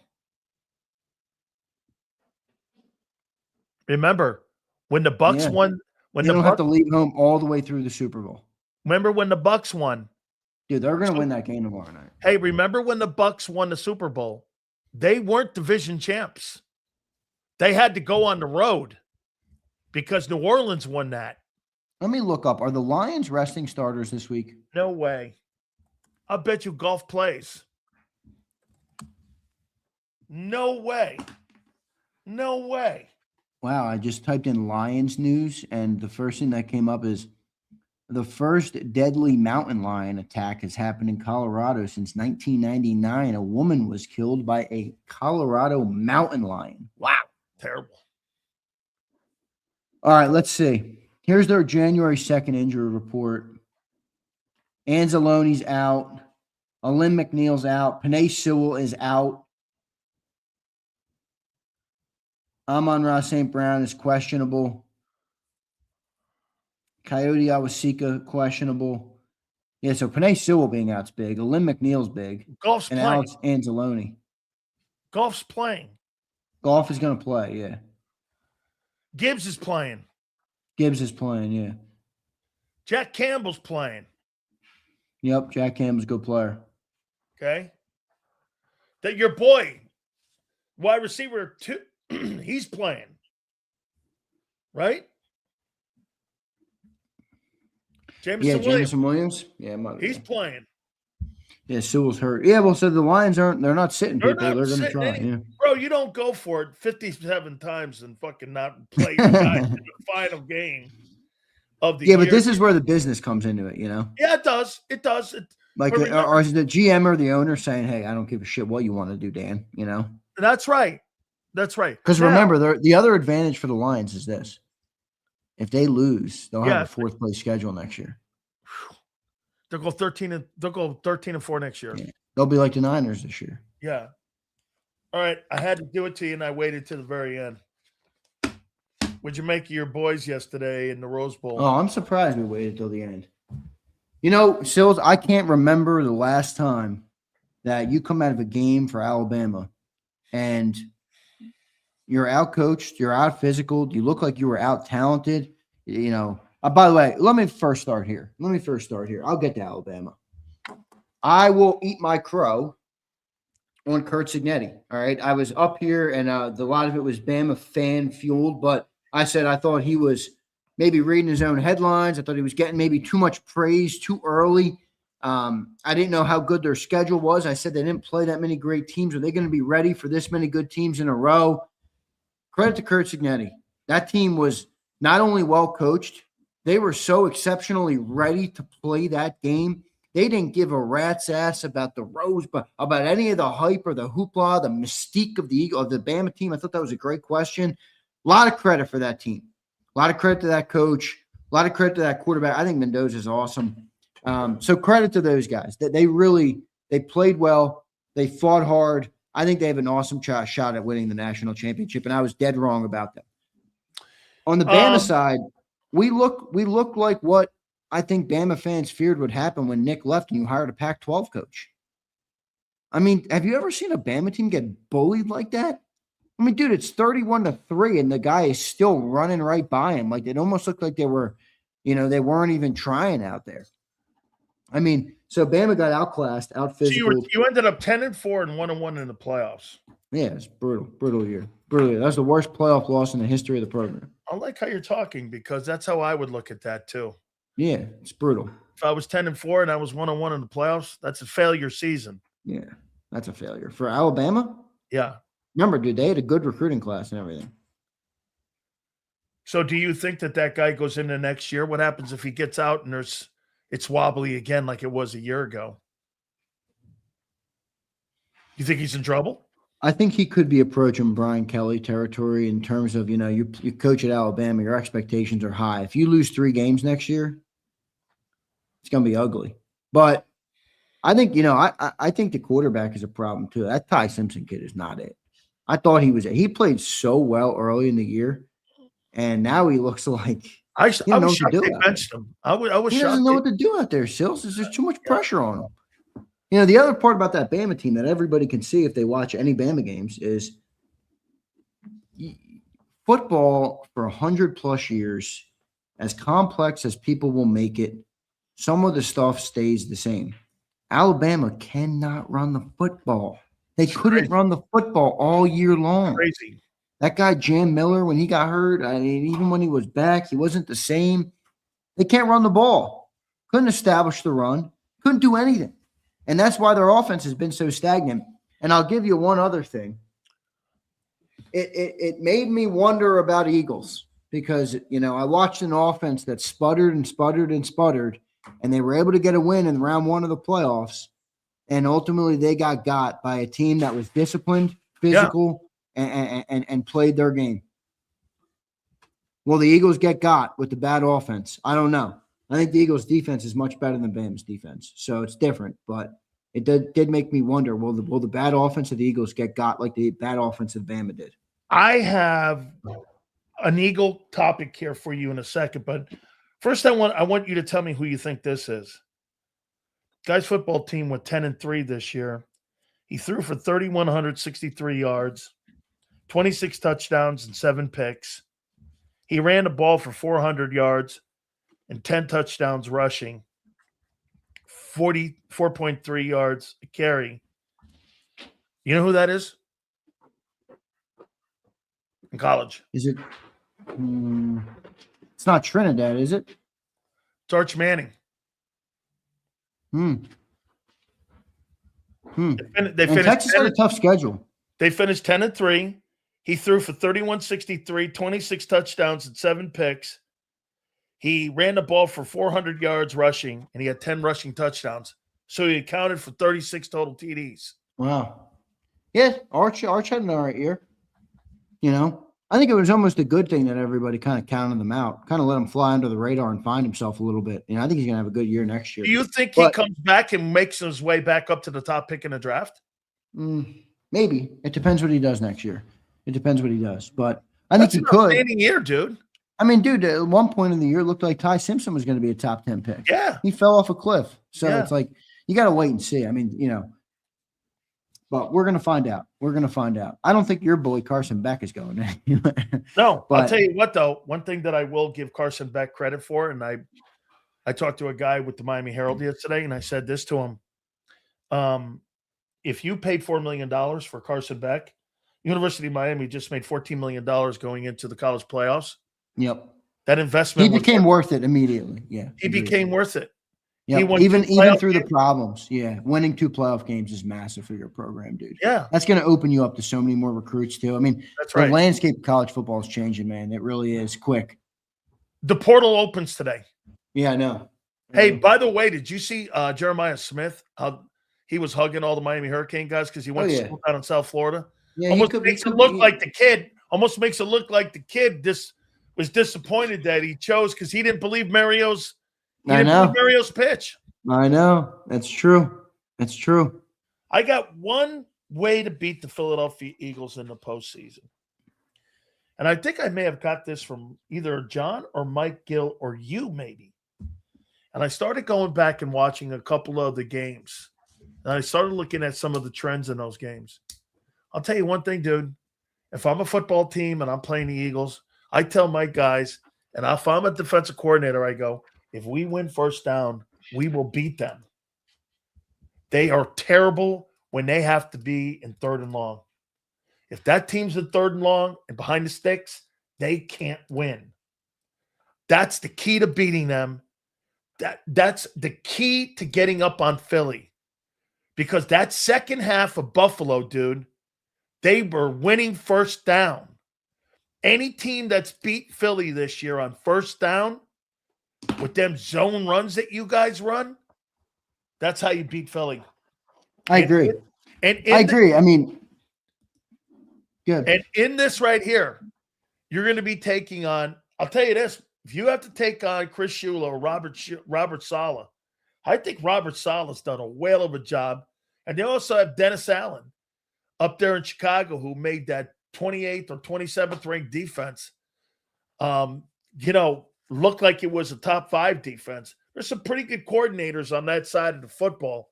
Head coach of Seattle's that guy as well. There's some good coordinators in this side of the aisle on the NFC side. Xander, if teams beat you on first down, that's how you beat Philly. I agree. But I'll give you also why I think the Eagles could win at all. Is there as much as you personally like to joke about Nick Seriani and Jalen Herz, and dual threat and this and limited and coach and cabooses and all these things? Is there a tandem in the playoffs that has more playoff success or experience than those two? And I don't just mean the NFC. I mean, the only 3 Super Bowl winning quarterbacks who are going to be in it are Jalen Hurts and Stafford. The only 3 who've played in a game, or 2, who've won 3 who've played in a game, add Purdy. And if Aaron Rodgers makes it, I guess you would add him as the winner, but I don't know if he'll make it or not. I think we'll find that out this weekend. I mean, Tomlin has experience. Shanahan has some experience. Sean McVay, Sean McVay and Sean Payton. But, I mean, Nick Sirianni's been to a lot of playoffs. Jalen Hurts has a lot of playoff experience. Does that account for anything? Does that matter? Not with your style of play. I mean, if you're telling me that you think style of play, or if you're telling me that his record with that style of play is the experience, okay. But they seem awful limited if they get behind the sticks or something where they're behind. Have the Eagles ever come from behind to win a playoff game under Nick? Come from behind to win a playoff game. I don't know this. They didn't come from behind last year. No,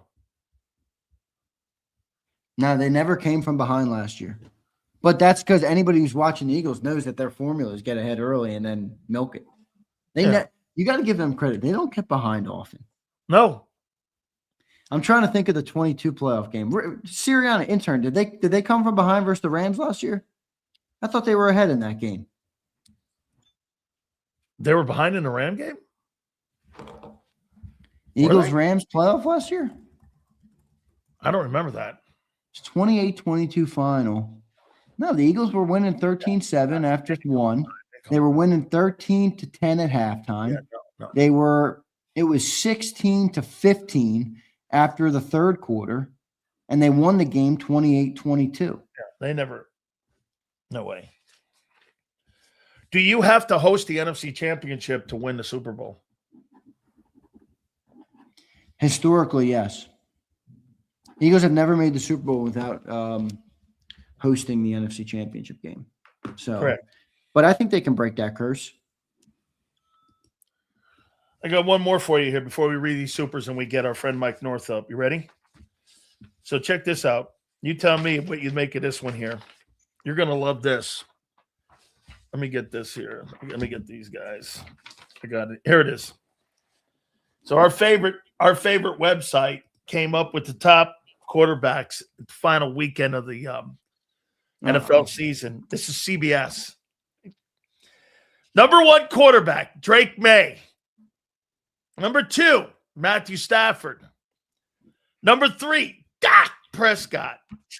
Number 4, Josh Allen. Number 5, Jordan Love. God, I hate that guy so high. Number 6. I've been telling you he's been playing good. You're right, you did. Brock Purdy.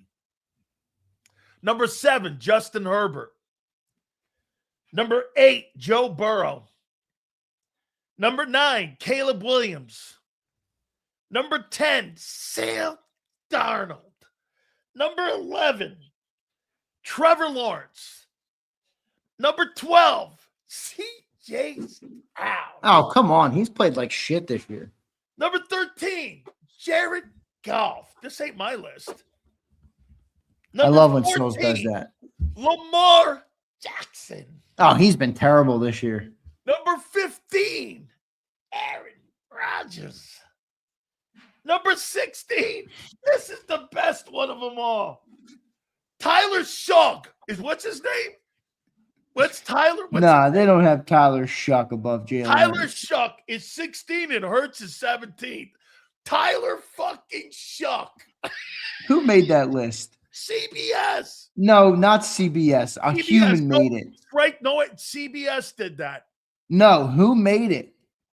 Let me see here. Is it Cody Benjamin or Pete Prisco or something? I can't believe Prisco would do that. No way. There's no way Prisco would do that. They got Tyler Shuck. Wait a minute.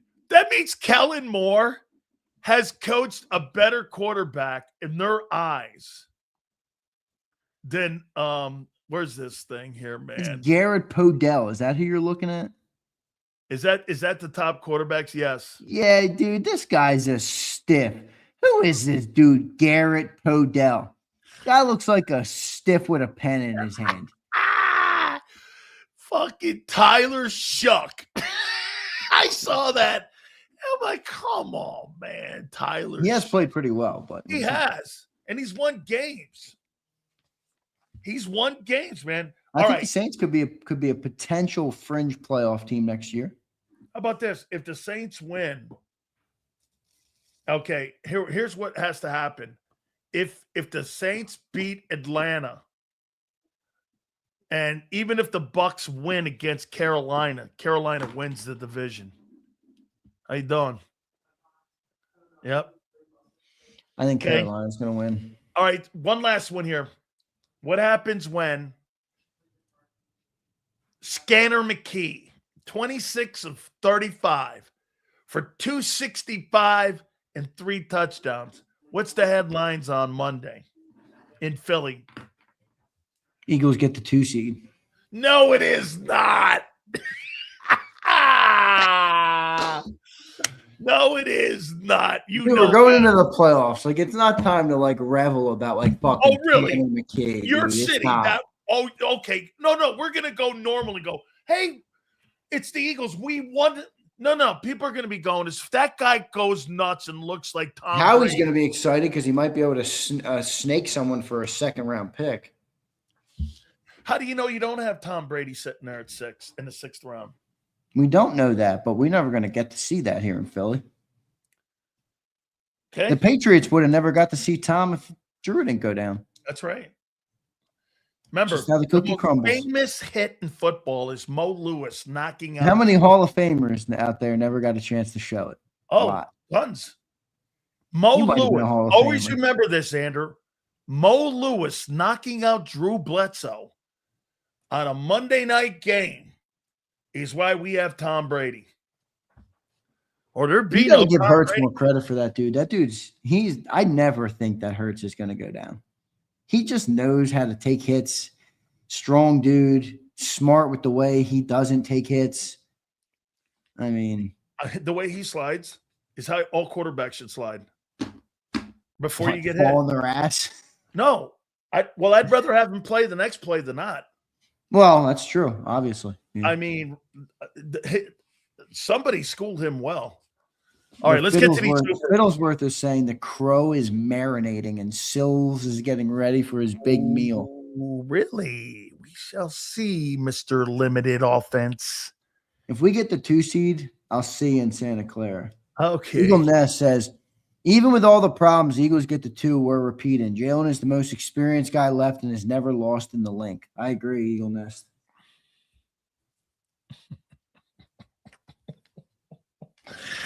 Oh, this is going to be a good one. I already see everything playing out the way Big Sills. Oh, bullshit. Anything can happen. You'd be saying that. I'll tell you what. Don't be shocked if they lose Sunday. Who? The Eagle? Who? The Eagles. Eagles? To the Commanders? Yeah. To the Communist? Yeah. We did split with the Giants, so it's not out of the realm. And the Cowboys. That means you would split with the entire East. Who do you think's coming out of the AFC?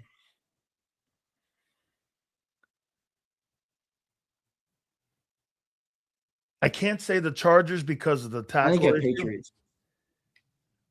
Assuming their whole team doesn't get arrested. I'm gonna walk back what you said, and I'm gonna jump on what you said. I think Denver. Yeah, well, they're playing good. I mean, I like the coaching there. They got better coaching. And their defense is good. Yeah. I like Drake May the most of the quarterbacks. CJ Stroud stinks. That's why I can't pick the Texans, guys. If the Chargers were healthier, I'd pick them. Stroud doesn't stink. Their offense stinks. It's funny.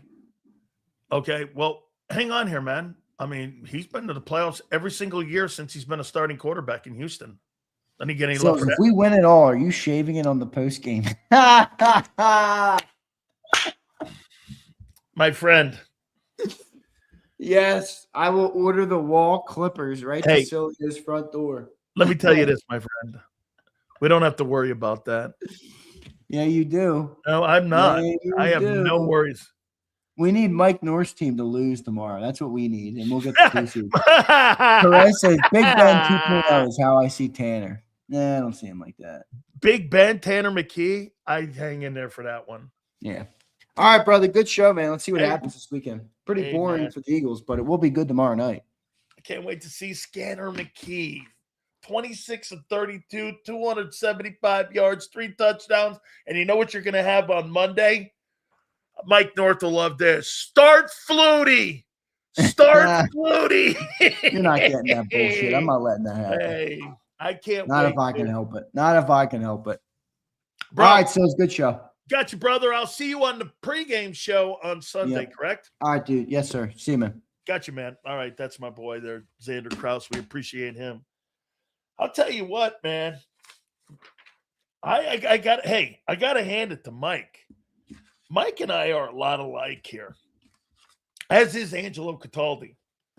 You know, we're kind of like the guys that, you know, people have those dolls where they poke things into, you know, because, you know, we say certain things to keep people honest. I don't think that Mike North believes that this Chicago Bear team can win the Super Bowl. I don't believe they can win the Super Bowl. Now, again, I don't really think that there's a dominant team in the NFC, and I don't think there's a dominant team in the AFC. So maybe what does that do? Does that take that take away and go, Sills, I never in a million years ever thought Rex Grossman would get to a Super Bowl. And I didn't think Rex Grossman would ever get to a Super Bowl. Not that I'm a Gator hater, which I am.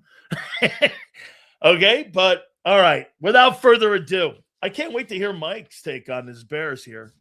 You got a big game. Let me see where that game is tomorrow. So that game is a pretty big ball game tomorrow, and it's going to dictate a lot here in how this is going to seed out there again in the NFC. So without further ado, we bring our friend in. He is my friend. He is your friend. He is Mike North. He joins us now here on the program. Happy holidays to you, my friend. Happy holidays to you, Danny. It's good to talk to you. Good to talk to everybody that, of course, listens to this great podcast and radio show. It's good to see Xander. And if you did have Tanner McKee start for you and throw for all those yards and pass for 3 touchdowns, you'd probably lose. You'd probably lose. Okay. You're the best team I've ever seen. You don't have to do anything, like I've always said. And the defense comes up big. But you know what? I was talking on my show today on AM 1000, which is the Odds Couple, my wagering show. Go to it, North to North, to Luke Pregande from Prop Swap, and we're still in the Eagles bandwagon. We're still there. I'm coming out of the NFC. Coming out of the NFC, but there's no clear favorite, like you said earlier. There's 7, 8, 9, 10 teams that could probably win it this year. Where in other years we knew what they were going to do, what these teams were going to do. We knew Philadelphia was going to be there, but we didn't know that the Bears. I mean, I offered my friend David Kaplan at the beginning of the year because David says, they're going to go to the Super Bowl. Now, David has said this before, but I said, I'll give you 10 to 1 and $1,000. They don't go to the Super Bowl. Well, I'd be nervous now. He didn't take me up on it, but I'd be down to like 2 to 1. Forget about, you could win 10 grand off me if they go to the Super Bowl. The most you'll win off me now is 1,000 or 2. So, I mean, it's the surprise of my life as far as being a Bear fan. Nobody expected them to be here.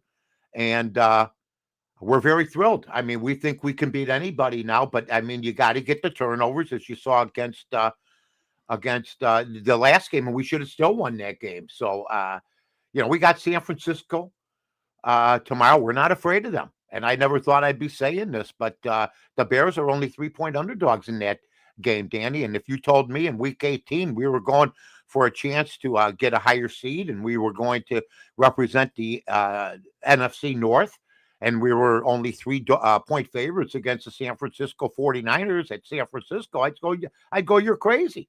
You're crazy. And instead, that's exactly where we are. So we're happy. You know what? It's the second best coaching job I've ever seen.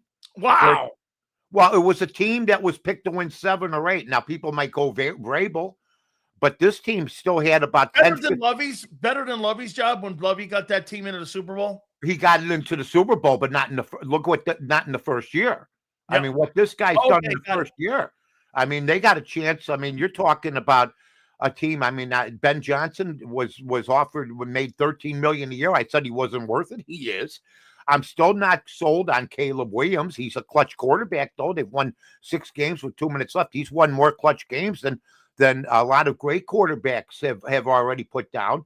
So I feel great about it. And really, it's one of the best coaching jobs of a first-year coach I've ever seen. And it reminds me, it's not at this level, what Cignetti's doing in Indiana. So, nobody. See, the Bears have been to the Super Bowl.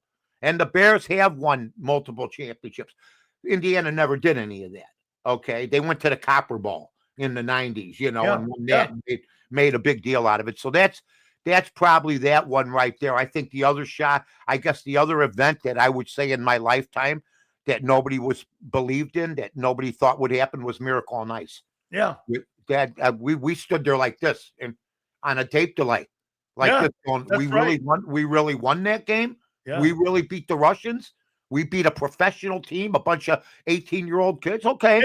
And remember this, Mike, it was an energy crisis in the country at the time, and everybody was in their house and they were watching it, and that thing got massive ratings and it was tape delayed. It was tape delayed. We watched it at a bowling alley, and it was like during the daytime, and I'm going, okay. And then, we were nervous about after Russia, you had to play one more game. Yeah, that's right. So it would have meant nothing. I mean, really, Indiana's run means nothing now if they end up losing this game to Oregon. I'm a little surprised. I thought that the Oregon game would be more like 6 points, -6 after the display yesterday. They handled Tech. They handled Tech. I'm not a big fan of their quarterback. I know it's hard because Tech's defense was really good. Their offense sucked. But I mean, if you're telling me I don't think Indiana can beat Oregon by 4, they're a machine. You know what I didn't see? I didn't see what we see every Sunday. Oh, the lineman moved. False start. I didn't see a lot of penalties out of Indiana. They play crisp football. They have nobody jumping off sides. They all know their responsibilities. They have people that you never even heard of that make catches like that kid made in the end zone. I mean, they're not a named team. So, they are, I mean, in my opinion, America's team. I don't know what the Southeast Conference thinks about it, but that's too bad. Yeah, I agree with you. I think they're the team to beat in the playoffs. Hey, Mike, we got somebody here asking, what do you think the score is on Sunday with Niners and Bears? Well, now it's going to be the Lions. I'm sorry. I'm sorry. It was the Lions. The Lions are playing the Bears. My mistake. They lost to the Niners and that's right. Lions and Bears. My fault. They played a good game. Yeah. The Lions. Let me tell you something. They're coming not to lose. That's right. Golf is playing, by the way. Yeah, they're all playing because they don't want to lose, and they don't want to lose to Ben Johnson, and Ben Johnson doesn't want to lose to them. So this is going to be a good tune-up game for the Bears. This is going to be a playoff type of atmosphere, even though Detroit can't get in. We hope Dan Campbell continues to be the dumbass that he is. He cost them a couple of games. He called him. He killed him in Philadelphia. Absolutely. Against Philadelphia. They tried 5 times on fourth down and didn't make it. Stupid. And you know what? I saw that yesterday in numerous games. 4th and 1. I've never seen so many people on 4th and 1 not make it. And then the Alabama coach goes for it on his own 30. We had Oregon go 3 or 4 times from 4th and 1. And I just don't get it. I don't get why comparable established football coaches will listen to mathematical nonsense. It's the new wave, Mike. It's the new You can't equate it with heart. You can't equate it with they're different teams. Well, the analytics say go for it on 4th and 1. Would you go for it on 4th and 1 against the Pittsburgh Steelers of the 70s? No. But it's just automatically 4th and 1 if you're playing a great defensive line. So I've had it with analytics. That's why I'm happy Miami hired Troy Aikman to look at what they got to do because he hates analytics. He wants no part of analytics, and they're going to probably be ushering this McDaniel out the door. You're bringing Troy Aikman in, and McDaniel lives by analytics. He's on a short leash, in my opinion. Actually, Mike, I heard he was brought in to give the owner, Stephen Ross, more of a sense of what to do with Tua. And what if Tua's the guy or not, if they can build an offense around, because know this, if Aikman's involved with it, it's got to start with a run game and not the pass game, because that's how he won his 3 Super Bowls. And that also means, and I agree with you, that means I would think that the coach is out too, because his idea is more of a spread offense. Yeah. And if you don't run the football, that means I think they're making a change with GM and with head and with the quarterback. I would like to see Aikman go as the GM, to be honest with you, but that could happen. I would love to see that. I just think that this analytics nonsense has gone too far. I couldn't believe what I saw yesterday. By the way, Jimmy Johnson was offered the job first to be the consultant, and Troy was the second choice. That's okay. And Jimmy Johnson would have been fantastic too. I mean, and that's amazing considering the relationship that they've had. That basically, I know Jimmy continues to have good rapport with everybody, probably except with the Dallas Cowboys. Well, and by the way, do I have to look at Michael Irvin and Ray Lewis? I have to look? There's a way to act. There's a way not to act. Come on, man. You're a Hall of Fame wide receiver. Went to Miami. I get it. My junior college that I played basketball for, if they win, I get a little rise. Okay, but I don't go to the games and lift my T-shirt over my head and have a belt out. And you got Ray Lewis crawling towards him in his white suit. I mean, my God, it's gotten a little bit out of hand. Wait a minute. I'm gonna tell you what happened to me yesterday. So I get up, I've got 1,000 messages, and 100. You should. Congrats. Wait, get this. Morgan and Morgan's John Morgan, who sponsors my program. Sure. He's got like 100 of these going.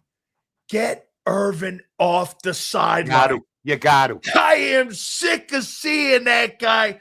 What he's a mess. And I must have gotten the guy's been on TV. He's really been given multiple chances. Okay. And it's okay to act exuberant if you want, but not where the cameras are going to turn to them and make them the story. And that's what I thought Irvin was trying to do. Be made the story when the kids are out there playing. So I hope they tone it down a little. They won't. No, they won't. But he acts the fool, in my opinion. So it's a shame for the kids. It's a shame for Cristobal that they got to have that going on when they're trying. They'll say, "Oh, we're not distracting," but the hell you're not. I can't watch every 5 minutes you're on the damn thing trying to get some TV time. You didn't get enough with the 15 different stations you worked at over 6 years. Come on. Man, I'm so in the middle because I love. Of course, you're in the middle. You're compromised. You can't say anything. Well, no, because he's like one of my best friends, and I get it too. Because Mario actually asked me. He goes, "What do you make it at?" I go, Jimmy used to only let us when we were on the sideline back in the day. Mike, we had from the remember you go from 20 to 20 the sideline. Sure. And then we had a little area from like the 20 to the 10 where we had to stay in under Jimmy. Jimmy kept us in that area. You got to, man. We couldn't go in and out. They're walking all over the place. They're talking to the players. And I'm going, come on, man. Let these kids, you've had all the glory in the world. Believe me, you've been in the papers, the front and the back page of the papers. You've been very popular. Okay. You're a hell of a ball player, but knock it off. You're acting like. Do you think they make it to the national title game, Miami? Wow. You know what? First of all, Ole Miss. Look, I have no dog in that fight. Number one, I want the SEC to lose. Okay, and Miami showed me something. They showed me some bruisers. They remind me of a lot of the old Miami. Yeah, teams. They are. The defensive line. Defensively, for sure. Yeah, defensive line. The way they play the game. Their quarterback has been there. He's done that. Yep. I think now, yeah. I mean, you got an opponent. I think that I still think it's Indiana's title to win. Oh, absolutely. Yeah, absolutely. Indiana's a machine, man. They were the only team that had a bye and said, "We don't care. We're well rested." But this Signetti guy, he just has the right formula. We got a lot of big stuff coming up. And by the way, I mean, the playoffs, the NCAA playoffs. Trinidad He's a hell of a quarterback. We're seeing some players step up. I'm not the quarterback. If you're drafting this year for a quarterback, buddy, you're taking a chance. That's all I'm going to tell you. There's not a lot of good arms. Fernando Mendoza. Oh, yeah, I agree. When Tyler Simpson's your third best quarterback, yeah, that's maybe coming out. Yeah. You know what? And I thought he just crapped the bed. He did. He fumbled and he got hit in the back, but they showed him throwing on the sidelines. He's walking around. He wanted no part of being in anymore. Hey, Mike, he wanted no part. What do you make of this, Mike? If Marcus Freeman ends up taking an NFL job next year and goes somewhere, should Notre Dame go after Cignetti?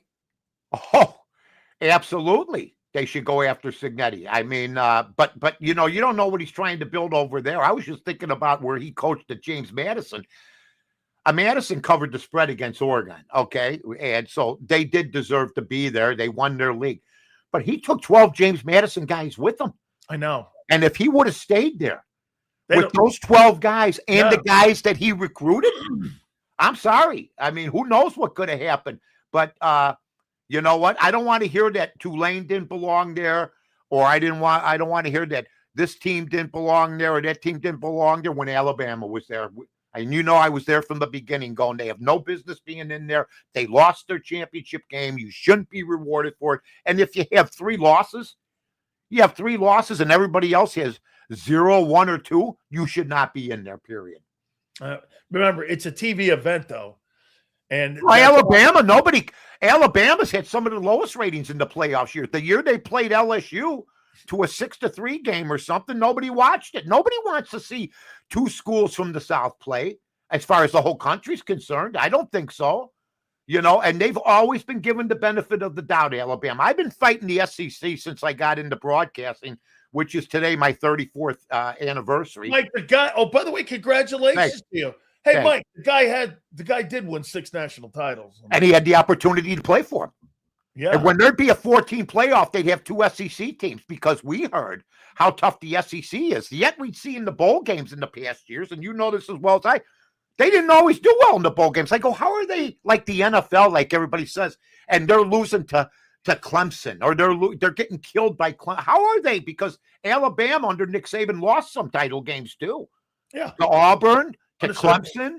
I mean, so when you're given opportunities, do you know that if Indiana, if they played the OAP system where you just voted and you didn't they would never win it.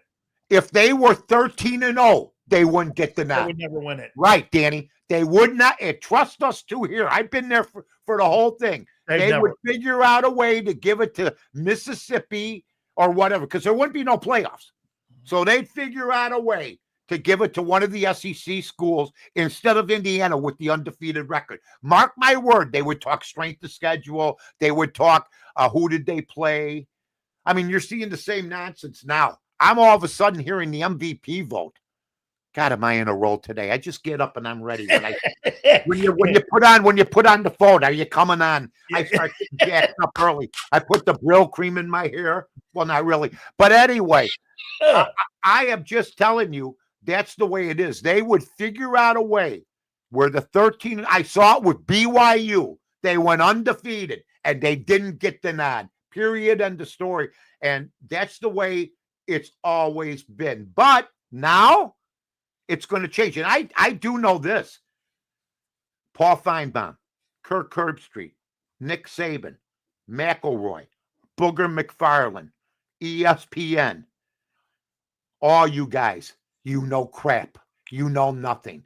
I saw you all pick them. Desmond Howard picking Alabama yesterday, and Nick Saban has the balls to say, well, you're our Big Ten representative, then you take Alabama? You're all tainted. You're all bagmen for the SEC, period. End of story. I've been fighting you for 30 years. All right. Well, Mike, tell me something about Chicago here. Are you excited about the Chicago Bears team? Oh, hell yeah. I'm excited. You know what is the city? What's the city saying about the Bears? Well, nothing. We're all indoors because it's like 0 out right now. So, it's freezing out here right now. And we have plenty of snow. Of course, I'm excited because every year I predicted the Bears were going to be crap, and they would be crap. I built my career out of. They had 10 winning seasons in the 34 years I've been been on the air, 10-24. Okay, since 1992. I always said, finally, after the Justin Fields, I go, I'm not making any more predictions. And then last year showed up. I go, Caleb Williams sucks.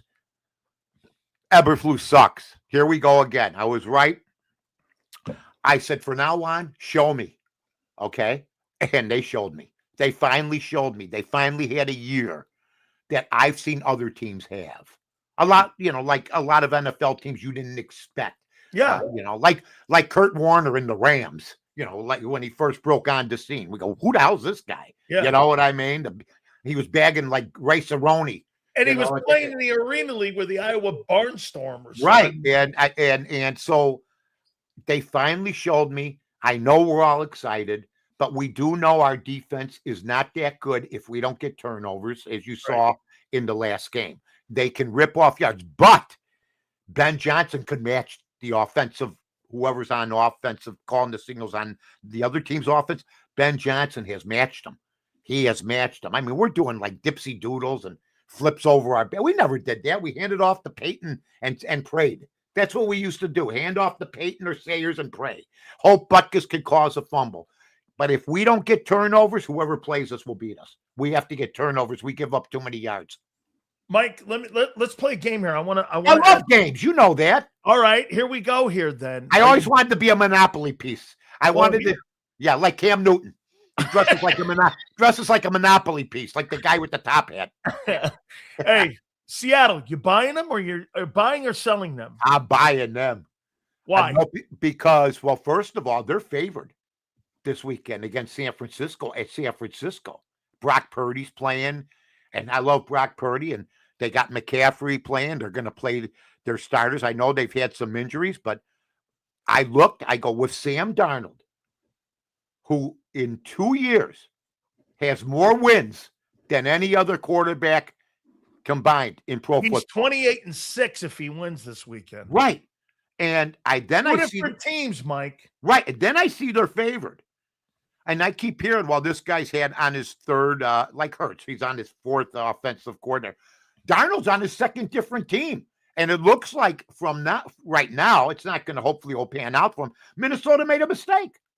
Minnesota made a mistake because they didn't think he was going to probably continue this. And that coach in Seattle is an unsung coach who doesn't go by analytics. Mike McDonald, yeah. He doesn't go by analytics. I like Seattle on Saturday. I really do. I like Seattle to beat San Francisco, probably. Todd Furman, I heard him, good handicapper, say he likes the under, and he agreed with me on Seattle. So we'll see what happens because San Francisco, if you would have told me next year, week 18, Seattle's going to San Francisco with Purdy and all those guys, McCaffrey and that defense and Shanahan. Yeah, what are they underdogs by? Oh, no, they're favored. Yeah. They're favored by 1.5. So it's going to be interesting to see, but I think Seattle can knock them off. What about the 49ers, Mike? What do you make of them? Buying or selling? I'm going to sell the 49ers. I really like them, though. And like I said, I think if they play certain teams, I mean, they struggle. I mean, the Bears, they couldn't stop the Bears. Yeah. That's why I've always said the Eagles, to me, I don't care what they do on offense, although I'd like to see a better representation than what I saw in the second half the other day. But their defense is so good. I think you got a couple guys coming back. Isn't the one linebacker coming back or somebody like that for Philadelphia? They're trying to get Fred Warner back. They maybe are talking in the second round of the playoffs potentially. How about the other guy? Who's the other guy? Bosa. I'm not sure about Nick Bosa, but I did hear something about Warner potentially coming back for the postseason, maybe in the second round. Yeah, I'll tell you what. How about Philadelphia? They got some guys out though. And are you buying or selling them in this year's playoffs? You're saying that they're going to come out, right? They're going to come out of the NFC. I'm not getting off it unless if they play the Bears though. I'll be absolutely thrilled because we can whip your asses. I mean, we already did. So, and Jalen Hurts, here's the part that you'll like to hear from me on this. Jalen Hurts can get the job done, but we're not playing a Marino type. Those are the guys that would scare the hell out of me, the passers that get into the pocket and stuff like that. We beat the Philadelphia Eagles. In fact, on our show today, I talked to somebody and I said, are you guys like me? When we beat Philly, that made us believers. And most of Chicago believes we didn't believe until the Philadelphia game. And you know what, Mike? I think you just brought something up great that I've never really brought up before, is that Herz is a really good football player, but the things like Marino and those guys, they could throw you out of trouble. Oh, my God, yes. I mean, that's not what a lot of these guys are in the game today. They're not going to throw you out of trouble. No, there's only 5 or 6 really great. Stafford's the guy that can throw you out of trouble. Yeah, Stafford scares me. It's when I gamble, which quarterback makes my heart stop if I'm betting against them.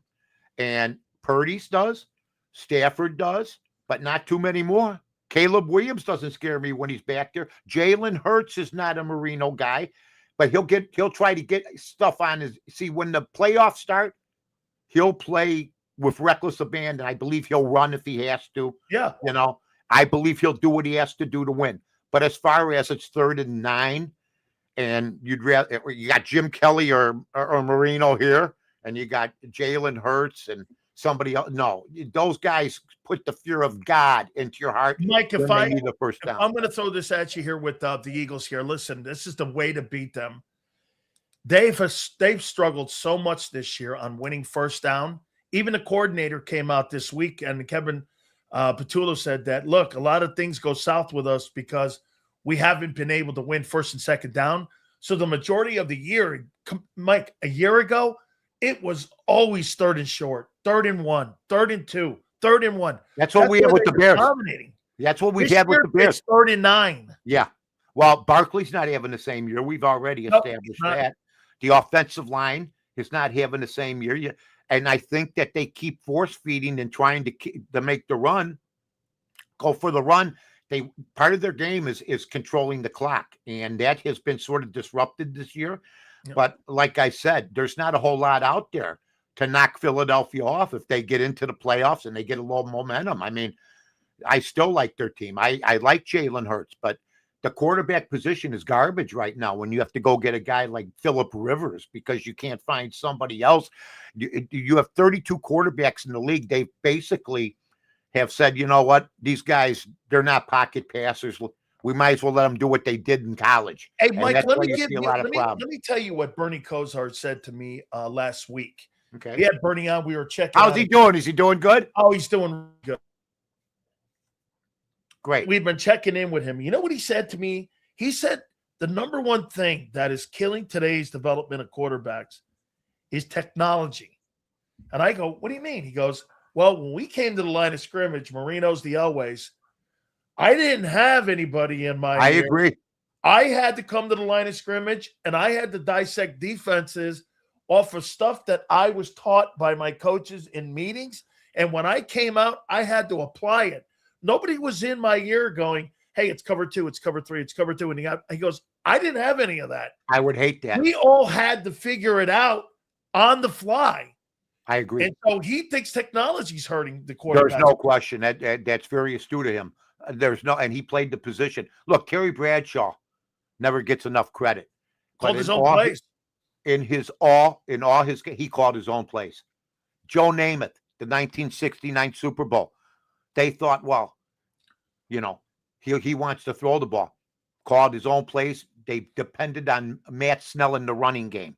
That's gone on forever. Every quarterback I grew up loving, from Bart Starr to Unite, they called their own plays. These coaches want to be involved. The quarterback knows more, but I mean, Justin Fields, what would he call?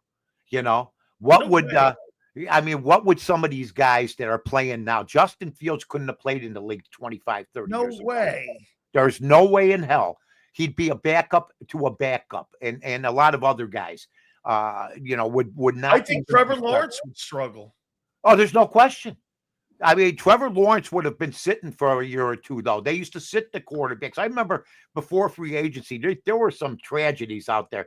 The Baltimore Colts had a guy that backed up Johnny Unitas, and he couldn't go anywhere because he was Gary Quazzo was the guy's name. Good quarterback. Couldn't get out of who had him. So the Colts would retain his rights every year. and he was their property. I look in baseball. There was a guy, I don't know if you're a big Yankee fan, back in the 60s. His name was Tommy Tresh. Oh, yeah. Played Tom left Fresh. field.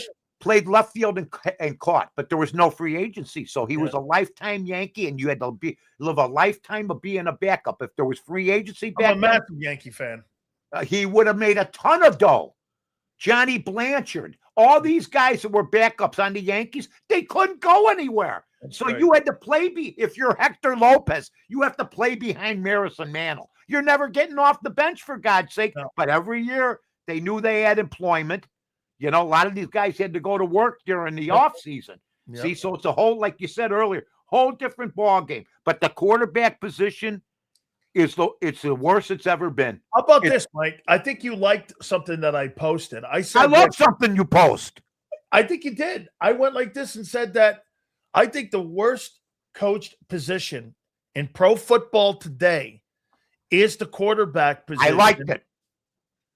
Okay. I mean, do you agree? It's the worst coach position in football. They don't coach in college anymore, apparently. I watch these guys play. Dante Moore is what you're waiting for if you need a quarterback. I love the kid from Indiana, though. He's got good zip on the ball, can play the position, and plus look what he's done with Indiana. But that's a complete football team. All these quarterbacks, look at Kyler Murray. Look at these guys now. What are they going to be? Where are they going to be? They give these guys $50 million a year. Kyler Murray, what are you doing?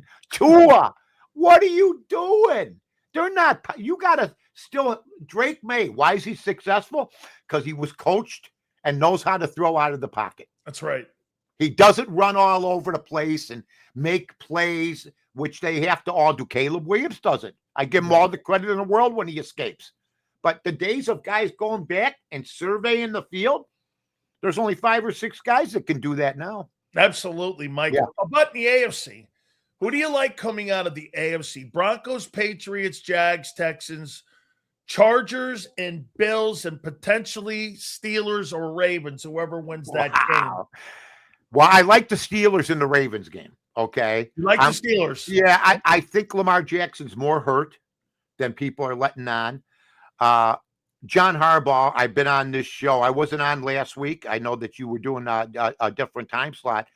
But I've been on this show. I've been on every show for the last 3-4 years saying he should take as much heat as Tomlin. He's only won 1 Super Bowl. I bet the Ravens 2 weeks ago, night game, he forgot about Derrick Henry in the 4th quarter. Wait a minute. Kept him on the sidelines. Kept him on the sidelines. I need the game. He's averaging 7 yards a carry. He only fumbled once, and he's only fumbled 4 times all year. Oh, he's a fumbler. I go, no, he's not. He fumbled once. It's like forgetting about Peyton, what he did. Forgetting about Bo Jackson. Forgetting about Earl Campbell. John Harbaugh, come up with a better answer than, well, he's in the rotation. Why don't you just say you didn't want to play him? You're afraid he was going to Derrick Henry's not a rotation guy. Exactly. And yet he takes less heat than Tomlin. And check out John Harbaugh in the 4th quarter, folks. He blows more games than any coach in football, period. What do you make of the Patriots? Are you buying them? Yes. Drake May's a stud, man. He's a stud. Isn't he? He's minus 400 right now to win it. Now, I'm going to just say this. The thing that's happened to our genre is we have gambling stations now. I know I gamble, but I've never tried to steer people or tried to come up with bogus reasons to try to get people to latch on so I'll win on my ticket. For the people that want Matthew Stafford, and he's got stats that are the best in the league, that want him to be MVP after he throws 3 interceptions, okay, against Atlanta, after he basically has played in the league all these years and using the fact, and by the way, Drake May's stats aren't far below the quarterback Stafford's. They aren't. But to try to say, like it's the NCAA, well, New England had an easy schedule this year, and that's why, Stafford should get it. It's a tougher league. Wait a minute. I watched Aaron Rodgers win 4 MVPs, 2 of them in the division where the Bears, the Bucks, and the Vikings didn't have 500 records. I saw Tom Brady play in the easiest division in the history of pro football, the Eastern Division of the AFC, with Buffalo, Miami, and the Jets, and win MVPs. So don't tell me about easy schedules. True. That's a bunch of garbage. And if you thought the schedule, it's easy to say now, if you thought the schedule was easy, then why didn't you pick the Patriots to win 13, 14 games like they're going to do? Why didn't you take the over? Because the over-under for the so-called easy scheduled Patriots was 8.5. You know who was supposed to be part of the easy schedule? The Patriots, because they've sucked. But because they rise above it, they're trying to hurt the kid. The kid came in the same draft class as Caleb Williams and has passed him and everybody else, Bo Nix and everybody else. You got it for them to win the number 1 seed. And also, if I told you the Patriots, like you asked me about the Bears, are going to win maybe 14 games and knock off Buffalo, if I told you at the beginning of the year, you would have thought I was insane. Yeah. And that's what Drake May did. That's right. Hey, Josh Allen, does he get to the AFC Championship game? Well, I got a new book out, and I saw it today. It's called The New Adventures of the Boston Strangler with Stephon Diggs. The Tony Curtis role has gotten a little old from 1968. Oh, my God. Right? I mean, here's this kid, Drake May. He looks like a choir boy. And in the meantime, there's 2 Patriots that are doing the perp walk, for God's sake, and they're asking Drake May about him. Oh, God. Drake May was just grounded 2 years ago by his dad for staying out too late. He's got guys in hope, seriously. And then I always love it when they say I didn't do it. Like every wife gets on, or every girlfriend gets on the phone. Wait a minute. Stephon Diggs, the new Boston Strangler. The new Boston Strangler. We're coming out with it. How a team lost in the playoffs because a guy got over his Strangler wasn't there. Well, they showed the locker room. They asked the locker room, who's the one guy you wouldn't allow to date your sister? They all said him. So this guy's an arch criminal. My God. He's like Batman. But the NFL is trying. They're trying to keep him in. They're trying to keep him in. The Patriots are backing him up until the story comes up. But the guy's got a track record. Oh my God! Imagine him on Father's Day. Why would it be a problem for? I got to make 8 stops. I got to make 8 stops, and it's in all parts of the city. I also have girlfriends in other parts of the city, and we might have to fly out of here. Wait a minute. So during the holidays, I got 8 stops. I got Christmas time. The guy's got 5, 6, 7 stops, for Christ's sake. My God. Oh my God! Hang on, I'll be with you in a minute. I got 8 stops. I got it. Hold on, I got another stop. Let's go see little Joey. Then I got to go see little. I got Karen and Jamal on the at the other house. Guy's got a Rolodex. Keep track. His DMs are flying. I can tell you that. Yeah. All right. Hey, finally here. Yeah. Carolina Buccaneers. My Bucks. Who wins that game? I picked them already today, the Bucks. I just think that they've had a great the Panthers are fine, but they're on and off. I think this is Baker Mayfield has got it's a big game in his career. Yeah. It's a big game for the head coach's career. You get into the playoffs no matter what. He gets fired. Oh yeah. And there's lots of changes made. Yeah. They got some guys been there for a couple minutes, but it's a big game for them. Doesn't mean they're going to win it. There was a kid named Bobby Burns. I got in a fight with him while I was 14 and 13, 14. He beat me up. I lost the fight and I got home.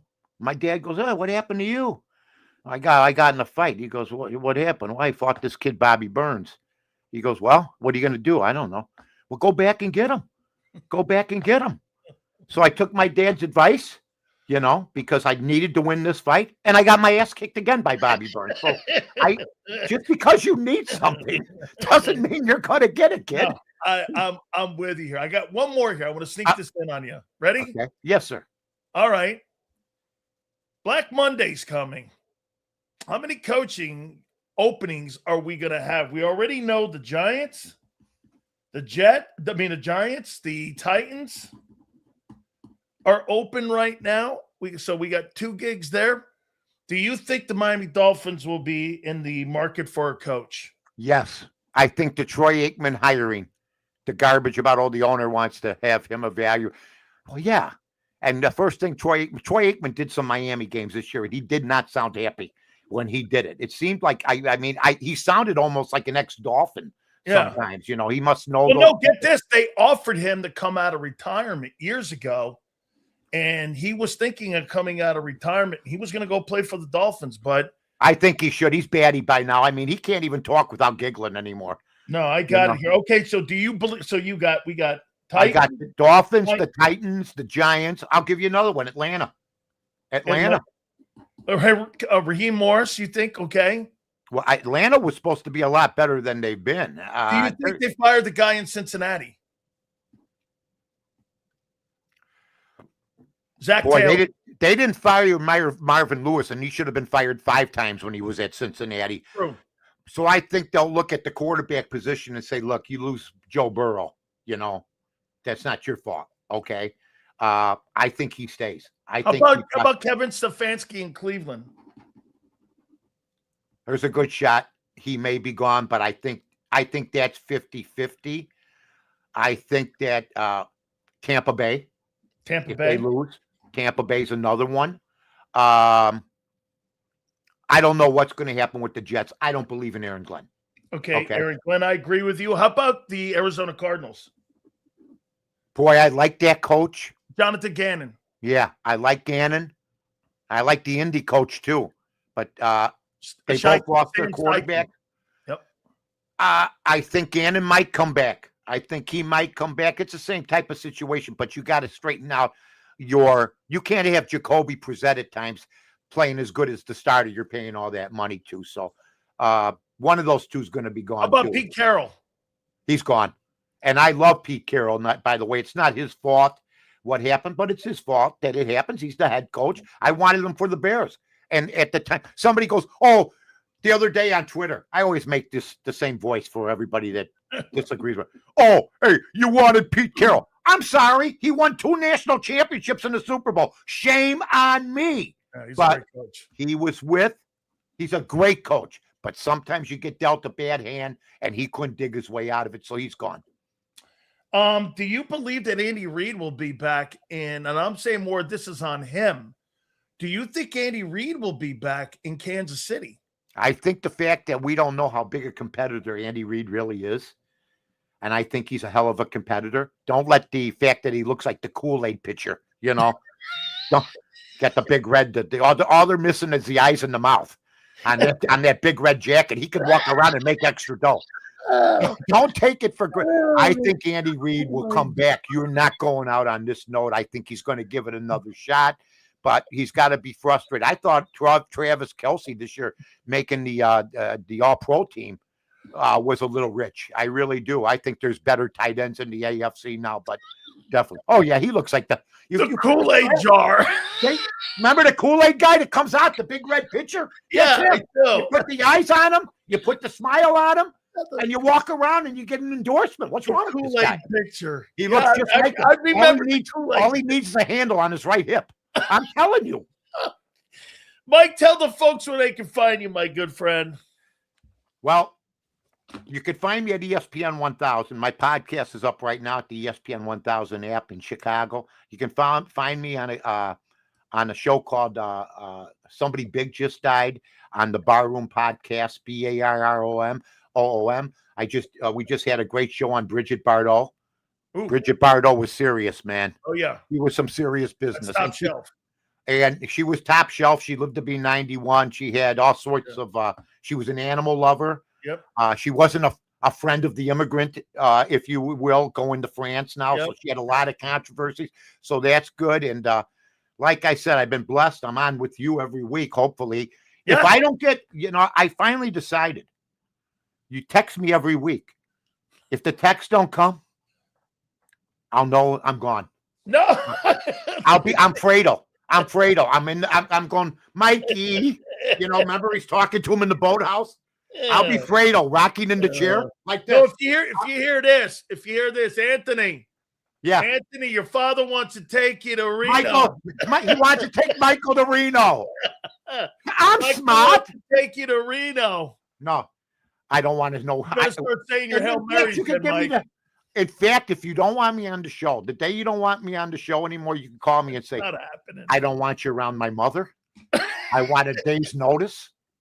You can talk to me like Michael talked to Fredo in the boathouse. Mike. The Boston Strangler. The brand new release. The new Boston Strangler release. What's wrong with these guys? Mike, I'll see you. Have a great football weekend. We'll see you next week, my brother. All right. Happy New Year to everybody. I'll see you guys. Take care, Danny. My friend right there, Mike North. Absolutely, man. Love the guy. The Boston Strangler and the Kool-Aid pitcher. Okay. Hey, look at what Xander went all in on the guy, and Mike's dropping Boston Stranglers playing wide receiver for the Patriots. Absolutely awesome. All right, I got to pay some bills here. Awesome. We're going to have Jason Cole with us too, man. Love talking with Mike North. Don't forget our great friends at Morgan & Morgan, the number one injury law firm in all of America for a reason.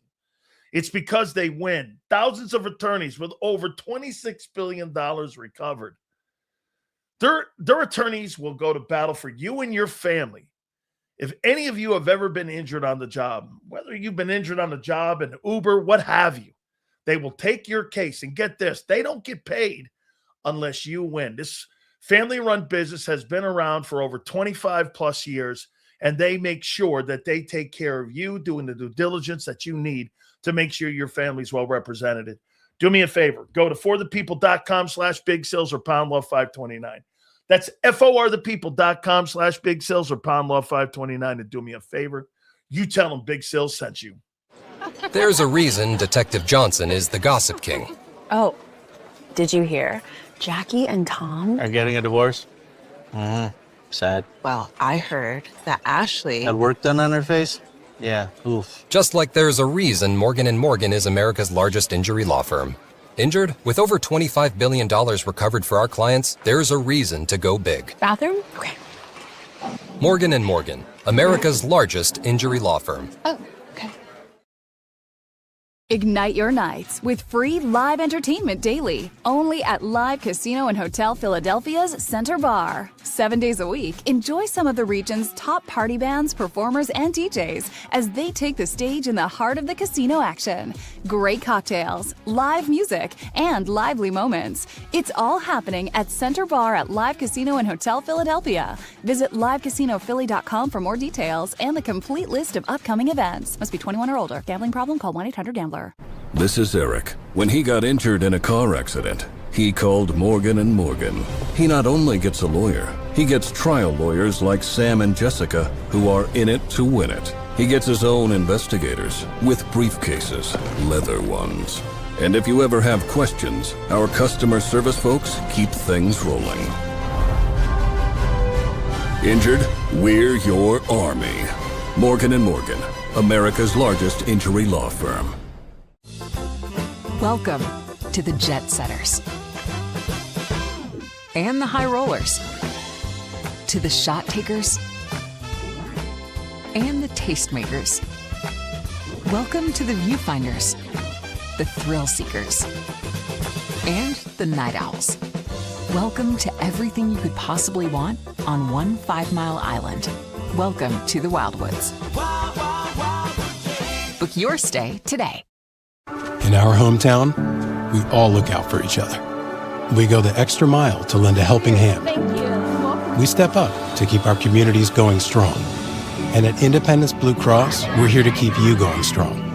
We've been deeply rooted in our communities for more than 85 years. And that connection to members has earned us our spot as the #1 health insurer in the region. So while you look out for your neighbors, know IBX is always looking out for you.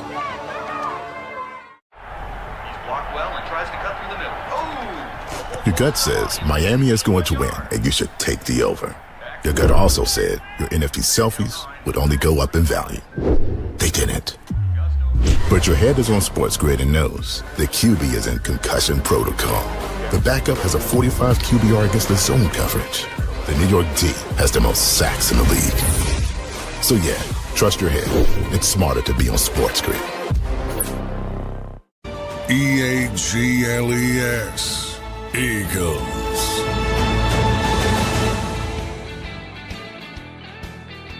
Big Sills National Football Show. Please hit the like button. Jason Cole will join us. That'll be at the bottom of the hour here.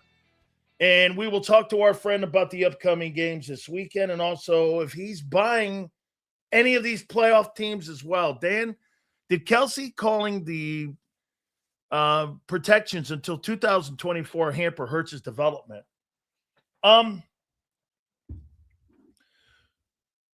Hertz's development was limited by Nick Saban and also a little bit by Lincoln Riley. He was not prepared for the NFL by those coaches. If you can't read pass protections and understand setting pass protections in college, those coaches didn't help him in any way prepare him. You know, one of the reasons why I think Brock Purdy is having success? Brock Purdy, in those 38 starts that he had at Iowa State, I think they prepped him for the NFL, setting protection, spreading the football around. Matt Campbell's got a pretty good offense when he was there at Iowa State. I think that prepped him. Hertz was not a quarterback-ready guy. He was a project guy. Remember this, when Jalen Hurts was drafted by the Eagles, dude, he was a backup quarterback. He was a backup quarterback prospect. He wasn't a frontline guy. So when you're drafting a backup to back up Carson Wentz, you're not drafting a guy. You know, quite frankly, if you think about it, that's the only time you really had a quarterback that kind of resembled anything that looked compatible with one another. Okay, when, you know, you had a mobile guy in a way. I'm not saying that Wentz was a mobile dude, but because he was a better passer from the pocket than Jalen. Carson Wentz was a better passer from the pocket than Jalen Hurts. That's fact. He was never, get this. You see this here? This is a bull-faced lie. This is a bull-faced lie. He was not drafted to take the reins. The year previous, they had given Carson Wentz a $32 million contract, a brand new $32 million. He wasn't brought in to take the reins. It's a fucking lie. That guy will try to change the narrative in any way possible and change history. That's not what he was hired for. So you're right. So get this. Under M. Reyes' opinion, the Eagles gave Carson Wentz the richest contract in the history of the Eagles just so they could draft a guy to take the reins in 2 years when he signed a 3-year contract. Okay? Sills, I might be taking my girl to the Eagles Cowboys for the upcoming season. She might be in witness protection because she's a Cowboy fan. Sills, I might be taking my girl to the Eagles Cowboys. Is that for the upcoming season? To Philly?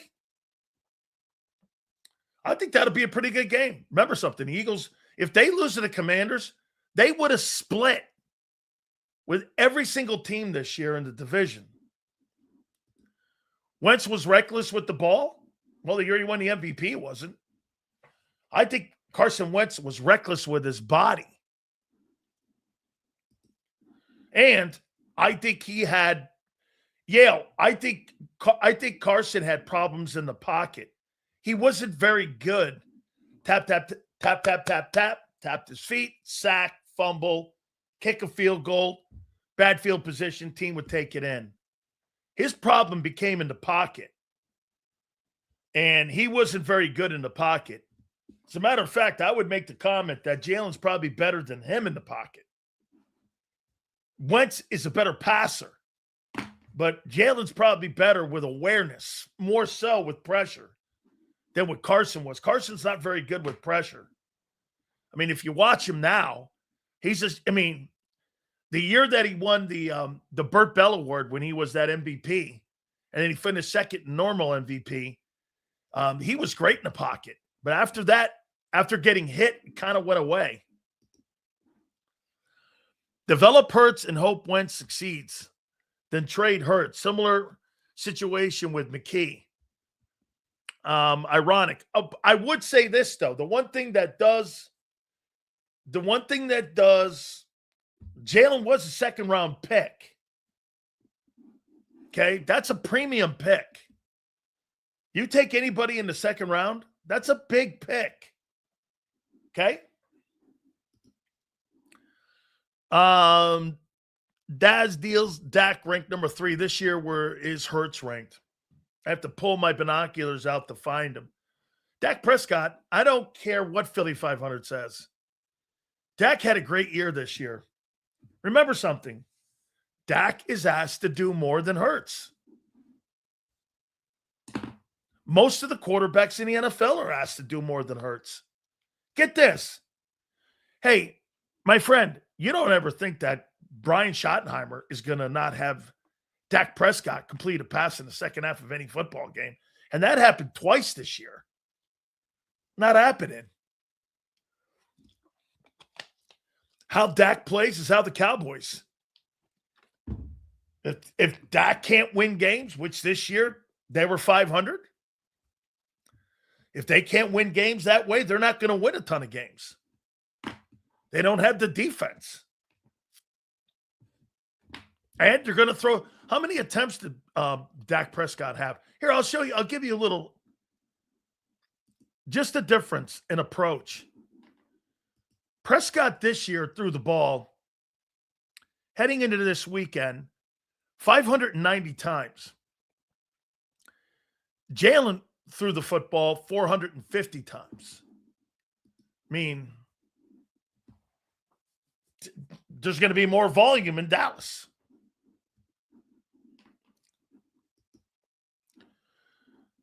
Here, they had the number 1 offense and didn't even make it to the playoffs. Most of the times, that's what worked out. Same way with Joe Burrow a year ago.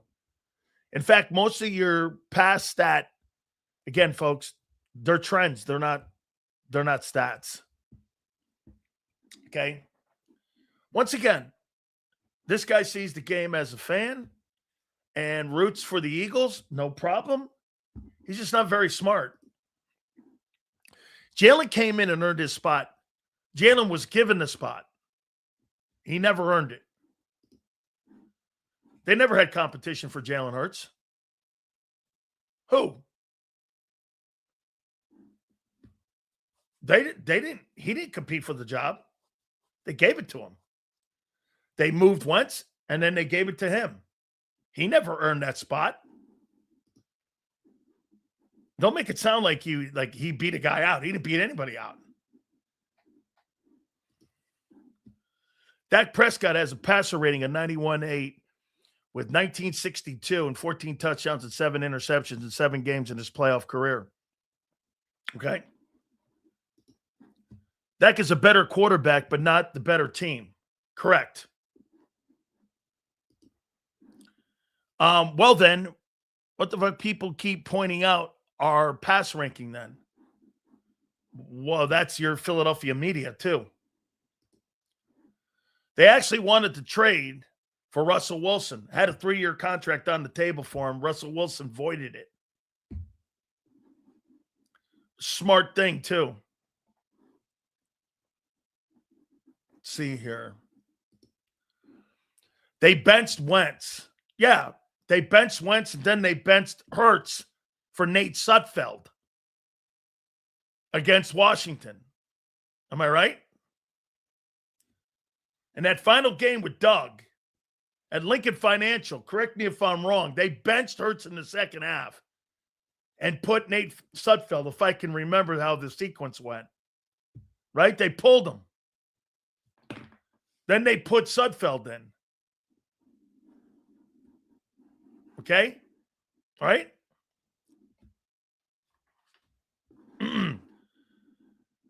They benched Hertz for the draft pick. What a fucking idiot. Because we didn't want to give up a draft position. Stop it. Oh, I see. So you benched Jalen Hurts. And you only played, 4 or 5 games that year? That was your future? Okay. Sills, what's Dak's excuse for him seeing Purdy in the playoffs with no defense and no offensive weapons than Christian McCaffrey?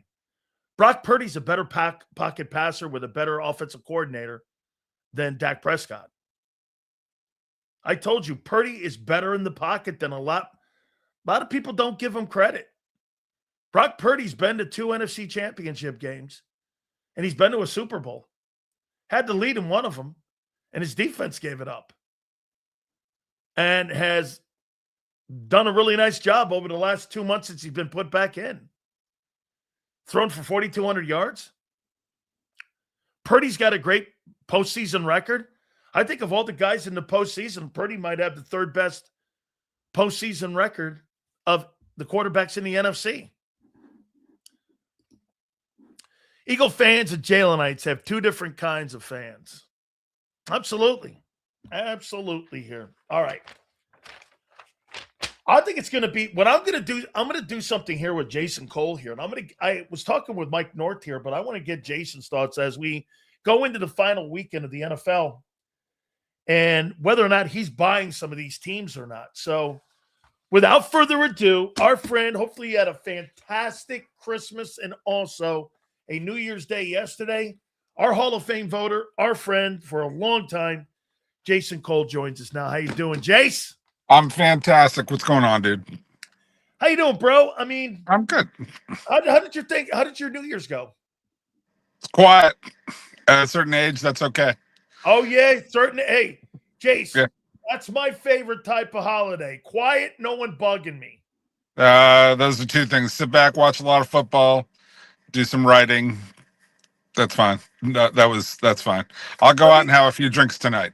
There you go. All right. So I'll throw these at you here, and I want to ask you if you're buying or selling Seattle. Okay. Are you buying or selling Seattle in the playoffs this year? They got a big game this weekend, too, against the Niners. Selling. I don't trust Sam Darnold. How about this, though? He will have gone 28-6 over the last 2 years. So in your opinion, you think he has to change that narrative going into this playoff because it's only been 1 playoff game. Okay. I'm selling because I don't trust Sam Darnold. Okay, I got it. I just look. You started to see some of it last week in their game. I mean, they won and they kind of dominated because Carolina's not very good. No, but like you saw the yips when he started to get pressure on him. Now, will he have that against San Francisco? I don't think so because San Francisco can't rush the passer. They don't have guys that stir the drink. They may run a few overload blitzes or just all out blitzes against him to see if he can handle it. But if you're talking about having to perform, 3 games to win a title, I just don't trust Sam Darnold. Sorry. Now go prove me wrong. That's part of what sports is all about, but I don't trust him. Over on the AFC side, do you buying or selling the Denver Broncos? They got the Chargers this weekend. They are resting Justin Herbert. The Chargers are. Do you buy or sell the Broncos? I buy the Broncos because I think I think Bo Nix has a little bit better handle on pressure. Not great. Like I don't trust him much more than I trust Darnold, other than Bo Nix has done it a few times.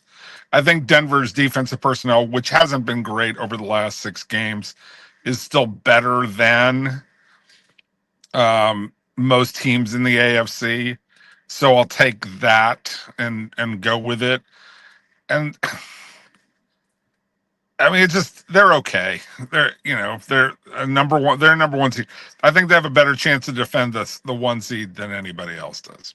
Okay, let's go over here. Chicago Bears, buying or selling? Selling for the immediate future, buying in the long term, if that makes sense. Mm-hmm. I would say again, their defense did not impress me very much against San Francisco, and I know Brock Purdy was on fire, had a great game. Some of those plays that we saw from him are his ability to move and make quick decisions and find receivers really was highlighted in that game, right? But San Francisco's defense is, Chicago's defense is just not good enough. Like, they're a repeat of what they did last time the last time they went to the Super Bowl, which is they were leaning on winning a lot of games at the end of games, right, in the last possession, and also we're leaning heavily on turnover margin. Well, turnover margin doesn't play out in the playoffs because you're not playing as weaker teams. You're playing better teams that don't turn the ball over. So if you're living off that margin disappears eventually. But I do like the fact that, like, if you compare that 2006 Chicago team that made the Super Bowl to this one's a lot better because Caleb Williams is a foundation for being a lot better player and taking them a lot further going forward. What do you make of the comments when Steve Young came out this week and said about Brock Purdy that this is crazy? When I heard this, he goes, this guy's got pocket presence like Montana. When things are in there, he sees the game like Montana. He sees the game the way Dan Marino saw the game. He sees the game the way that Peyton Manning saw the game. He sees the game the way that Tom Brady saw the game. He sees the game at an ultra elite level. What he doesn't have is he doesn't have amazing size. He's short. I've stood 6 feet. If I'm 5'11", I looked at him eye to eye. Okay, and he's not the biggest dude in the world. He's not small. Don't get me wrong. He's not like Bryce Young small, where he's not just undersized but kind of skinny. He's not like that. He's more along the lines of what Drew Brees is, a solid built guy at 6 feet. But he's not huge, and so he can get thrown around in the pocket, and you can get into his face, and so you can disrupt him physically, which you couldn't do to some of those other guys. Montana was kind of skinny and got thrown around during his career, but he's still 6'3". He was a little bit bigger guy. Yes. Marino, you couldn't do that with. So look, in one intangible way that. Right, always a bigger dude, got bigger as his career went by, So, look, in one very specific way, Brock Purdy is unbelievable. And I hate to say I told people so, but I saw this like early on when he took over. I was like, this guy reads the field so quickly. And that play where he splits the two defenders and throws the pass into the corner, like, people don't understand everything that goes into that because you're going to your left and there's a guy who's chasing you, and then there's three defenders in front of you, and one of them is on the tight end, and you got to convince the three guys in front of you that you're about to run, and you got to have the presence to know where's the guy who's chasing you in space, because you can't really keep your eyes on him and then be looking at the three defenders in front of you to convince them that you're coming. Right. And then have to step up through that. There's so much that happens so fast in that moment. And like, I saw him, was it yesterday? Yeah, it was Wednesday. I was out there Wednesday and I saw him and I was like, dude, how did you get your ass kicked? And he goes, I don't know. Like, but he should have got his ass kicked. And, normal players get their ass kicked. They don't step between the two defenders, convince the three guys in front of them that they're running to leave the tight end open, and then flip it to the tight end for what looks like the simplest touchdown pass you've ever seen, but is so complex. And yeah, he can do those things, but he doesn't have a big arm. He has double plus accuracy. He has amazing anticipation.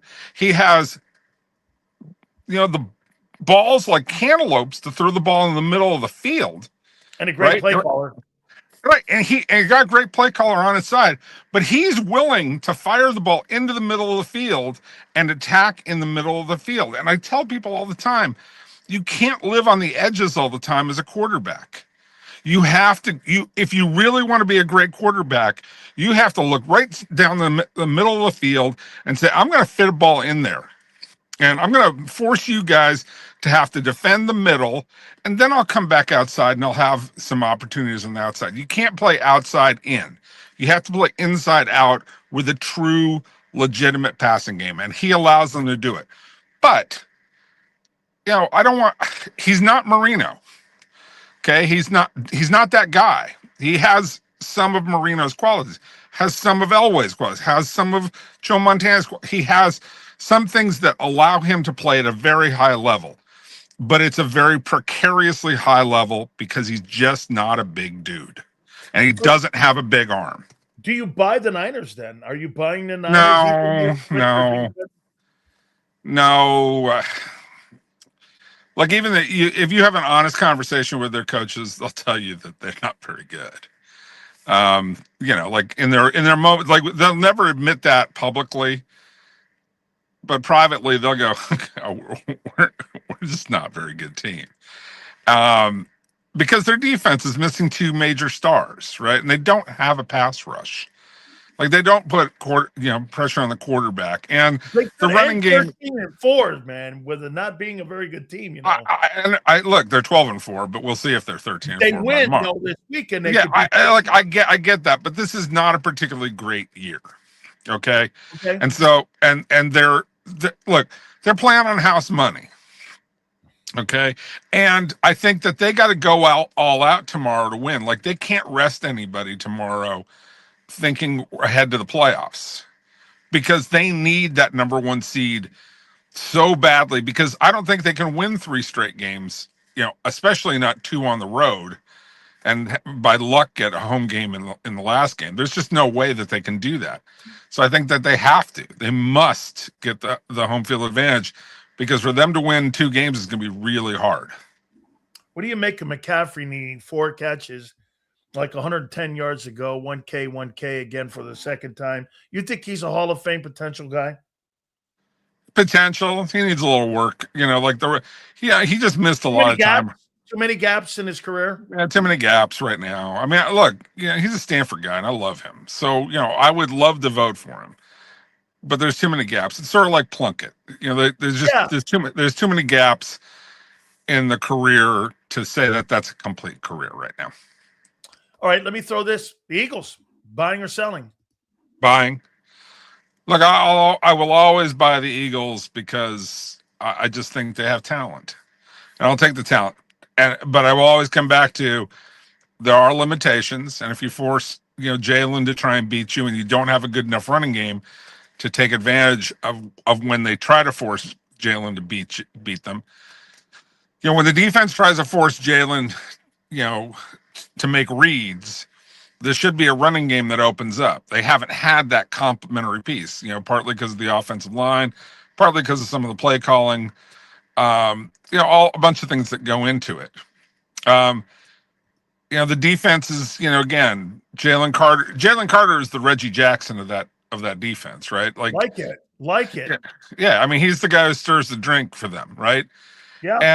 And which Jalen Carter do you get? Which guy? Do you get the guy who's like all out and ready to bust some heads?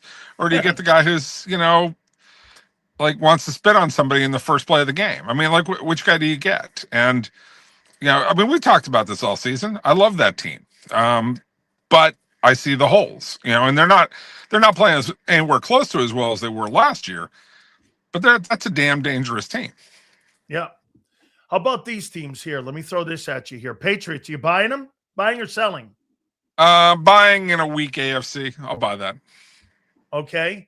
How about the Rams? Buy, but they're banged up, and they look banged.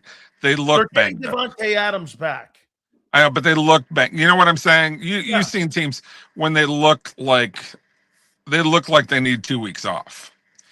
And that's just not possible right now. And I think they're going to play their starters tomorrow. Yeah, they're playing their starters. Yes. Yeah, I mean, I sort of wonder what McVay's thinking is on that, but that's fine. He's certainly.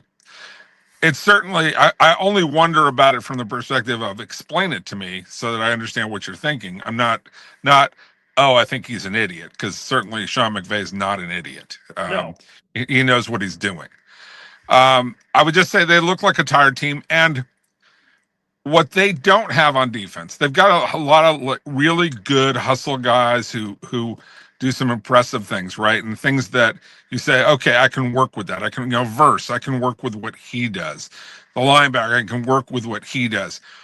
But there's no guy like an Aaron Donald, just like there's no guy like a Jalen Carter. There's no guy who comes to the table and you say, and just changes the X's and O's. The Rams don't have that on defense. They have it at quarterback and they have it at wide receiver. They don't have it on defense. And that's what was the difference between them now and when they were a Super Bowl contender. Last year, when they played Philly and gave them hell, that was a team that was like really healthy and playing much stronger than they are right now. And this is the precarious nature of the NFL this year. Little things can make a huge difference right now. I look at the AFC right now and I go, who do I like at quarterback and the head coaching / play calling combo?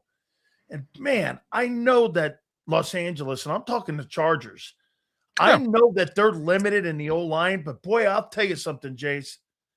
That coach and that quarterback together, in the 2 years they've been together, they're moving the needle for me. And I think the Chargers have a defense. I get it. They're banged up in their offensive line, but I like Jim Harbaugh and Justin Herbert in the AFC playoffs. Yeah, I like them a lot too. I think there's a really fun opportunity, and this is kind of delicious.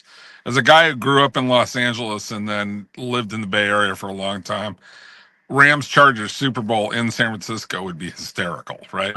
That would just be just hysterical, right?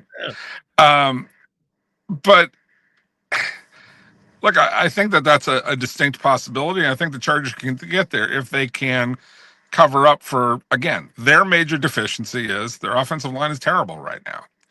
And it has been most of the season, but they covered it up a lot better before.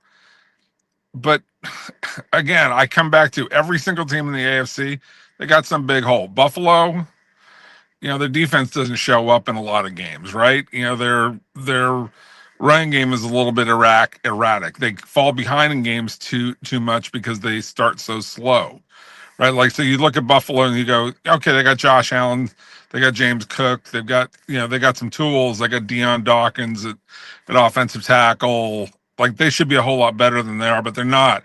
You look at New England and you go, Drake May is playing out of his mind. Mike Vrabel's terrific. May and Vrabel are a lot like Harbaugh and Herbert, right?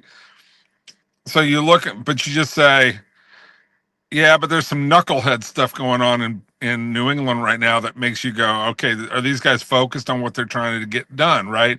Is that going to get in the way of what they're trying to accomplish? Denver, we've talked about them already. Jacksonville, do you trust Trevor Lawrence at this point in time? I need a lot more than what I've seen. I love the talent. I don't trust, what goes on up in his head in critical moments, right? So just go one by one by one. It's like everybody's got a hole. Which team is going to cover up that hole or get away with it enough, I guess is the better way of putting it, get away with it over 2 or 3 games to get into the Super Bowl and possibly win it. This makes football really fun when there's no chalk to play. There's no real chalk to play in this year's playoffs. I think it's gonna be great. This is gonna be a really good playoff run. So here, 2 last ones here for you. For the 40th time in pro football history, we will see Mike Tomlin and John Harbaugh coach against one another. Only Curly Lambeau and Hallis, I think, have more meetings together with head-to-head where they've coached against one another. Are both back? One back?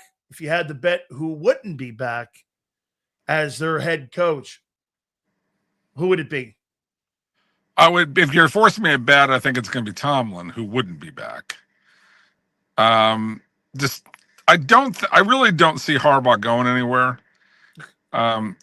I look. I think that's a lot of because that's a lot of people. Haven't they only had 2 coaches in the last like 25 years, right? They've had 2 coaches in 25 years there, or 30 years or something. All right, they like Steve Bisciotti, the owner there, who I know does not talk to a lot of people. No, he does not. He doesn't. So all these things where there's rumors floating about whether Harbaugh is going to come back or not, or Lamar or this, and people are guessing. It's like Steve Bisciotti is not telling anybody anything. No. And Steve Bisciotti is a king at reading people. He's one of the smartest owners out there. I love him. And he has picked a pattern to say, I want to run my organization the way that the Steelers do. That's from a continuity standpoint. I understand what they're doing. And I want to make sure that I have people who know how to work together. And I also know when to tell, like, he can tell John Harbaugh at a certain time, no, this is not working and you need to change it. He did that with Cam Cameron when they went to Jim Caldwell and they ended up winning a Super Bowl. You know, he's made other moves like that where he can stand in there and tell Harbaugh, this is not good enough. And I think he'll do that again and say, you got to get this thing fixed. And he'll go to Lamar and say, Lamar, you really want to go to some crappy organization that has not done everything that it possibly can to build around you? And Lamar's going to look around and go, nah, I don't want to do that. I'll stay here. Yeah, they'll figure it out. And Bisciotti's really good at that, at being level-headed and talking sense to guys. And most importantly, not telling anybody what he thinks. That's right. So, you're finally here, Jace. Yeah. All right, man. Who do you like on who made the final 15? Anybody stick out for you that, you know, that the final 15 guys that not to divulge anything, but anybody stick out for you on the final 15? Well, there's two guys that are really obvious to me, and I haven't sent you the survey yet, but I'm going to because I haven't gotten that deep into the alphabet yet. But I'm about 2/3 of the way through, so I've had about 200 votes so far in my survey. Look, Breeze and Fitzgerald are running away with this, thing, right?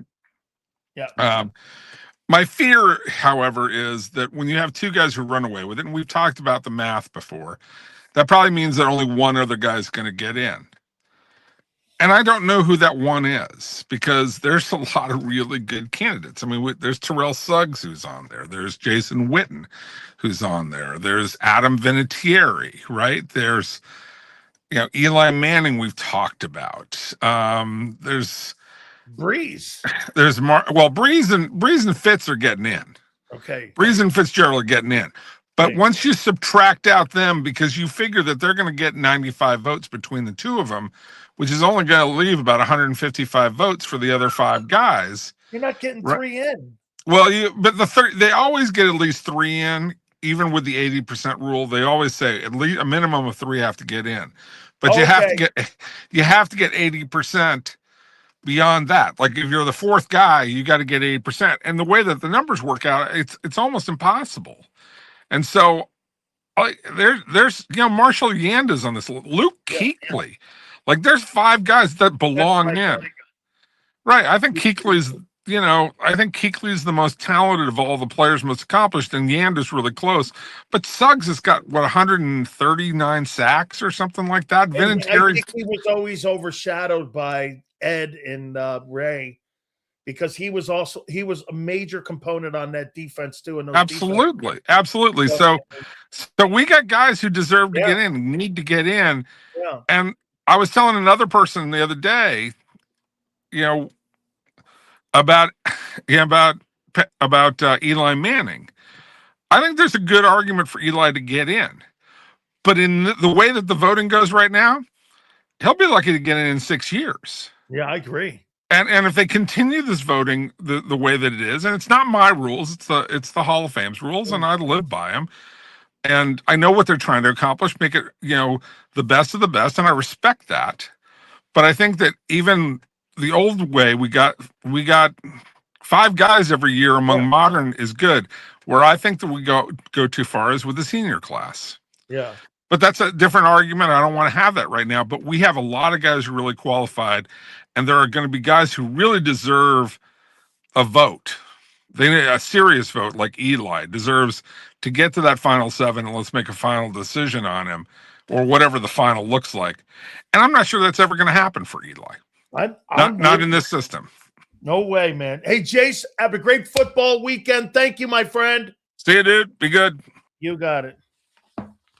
Awesome stuff. Always great catching up with my friend Jason Cole there. All right, we got to pay some bills here. Thank you guys so much. Hey, before I pay some bills here, he sends me this survey, and he'll ask me who I think should be in the Hall of Fame.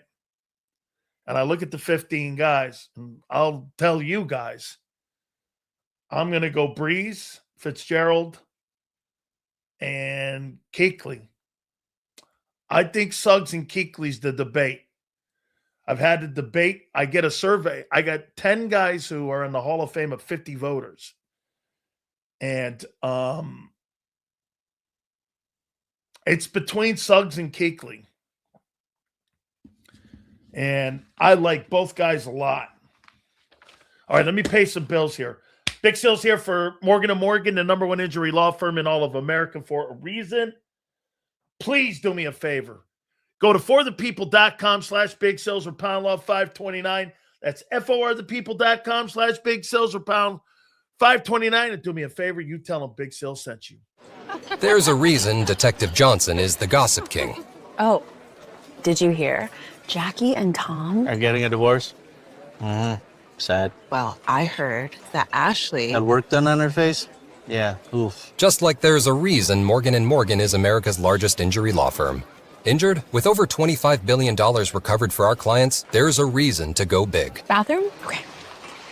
Morgan & Morgan, America's largest injury law firm. Oh, okay. Ignite your nights with free live entertainment daily, only at Live Casino and Hotel Philadelphia's Center Bar. 7 days a week, enjoy some of the region's top party bands, performers, and DJs as they take the stage in the heart of the casino action. Great cocktails, live music, and lively moments. It's all happening at Center Bar at Live Casino and Hotel Philadelphia. Visit livecasinophilly.com for more details and the complete list of upcoming events. Must be 21 or older. Gambling problem? Call 1-800-GAMBLER. This is Eric. When he got injured in a car accident, he called Morgan & Morgan. He not only gets a lawyer, he gets trial lawyers like Sam and Jessica, who are in it to win it. He gets his own investigators with briefcases, leather ones. And if you ever have questions, our customer service folks keep things rolling. Injured? We're your army. Morgan & Morgan, America's largest injury law firm. Welcome to the Jet Setters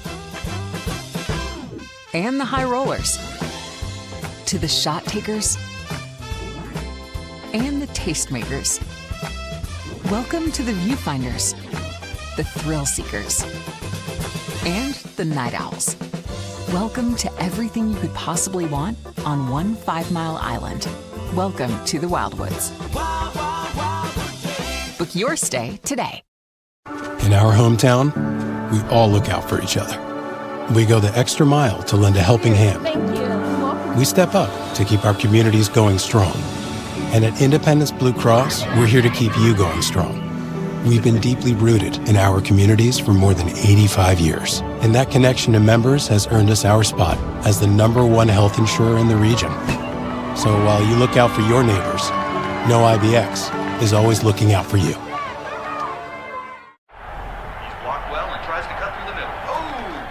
Your gut says Miami is going to win, and you should take the over. Your gut also said your NFT selfies would only go up in value. They didn't. But your head is on Sports Grid and knows the QB is in concussion protocol. The backup has a 45 QBR against the zone coverage. The New York D has the most sacks in the league. So yeah, trust your head. It's smarter to be on Sports Grid. EAGLES. Eagles.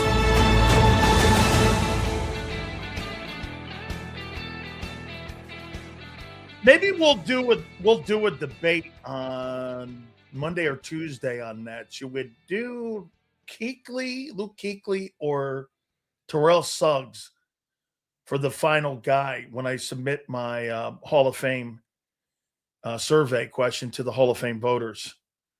I'm doing Fitzgerald and Breeze. Eli is not on that list. He's not a better player than Breeze. Fitzgerald's a slam dunk, in my opinion. So we'll do that. We'll do that Monday. That'll be one of our off topics, Suggs or Kuechly. So think about it over the weekend. Don't forget also over the weekend, we'll be with the pre and post on JAKIB. So make sure you check us out prior to going into the Commander game. We appreciate you, Big Z. Joe, thank you. 2 to 6 on Monday, and we'll see you on the flip side.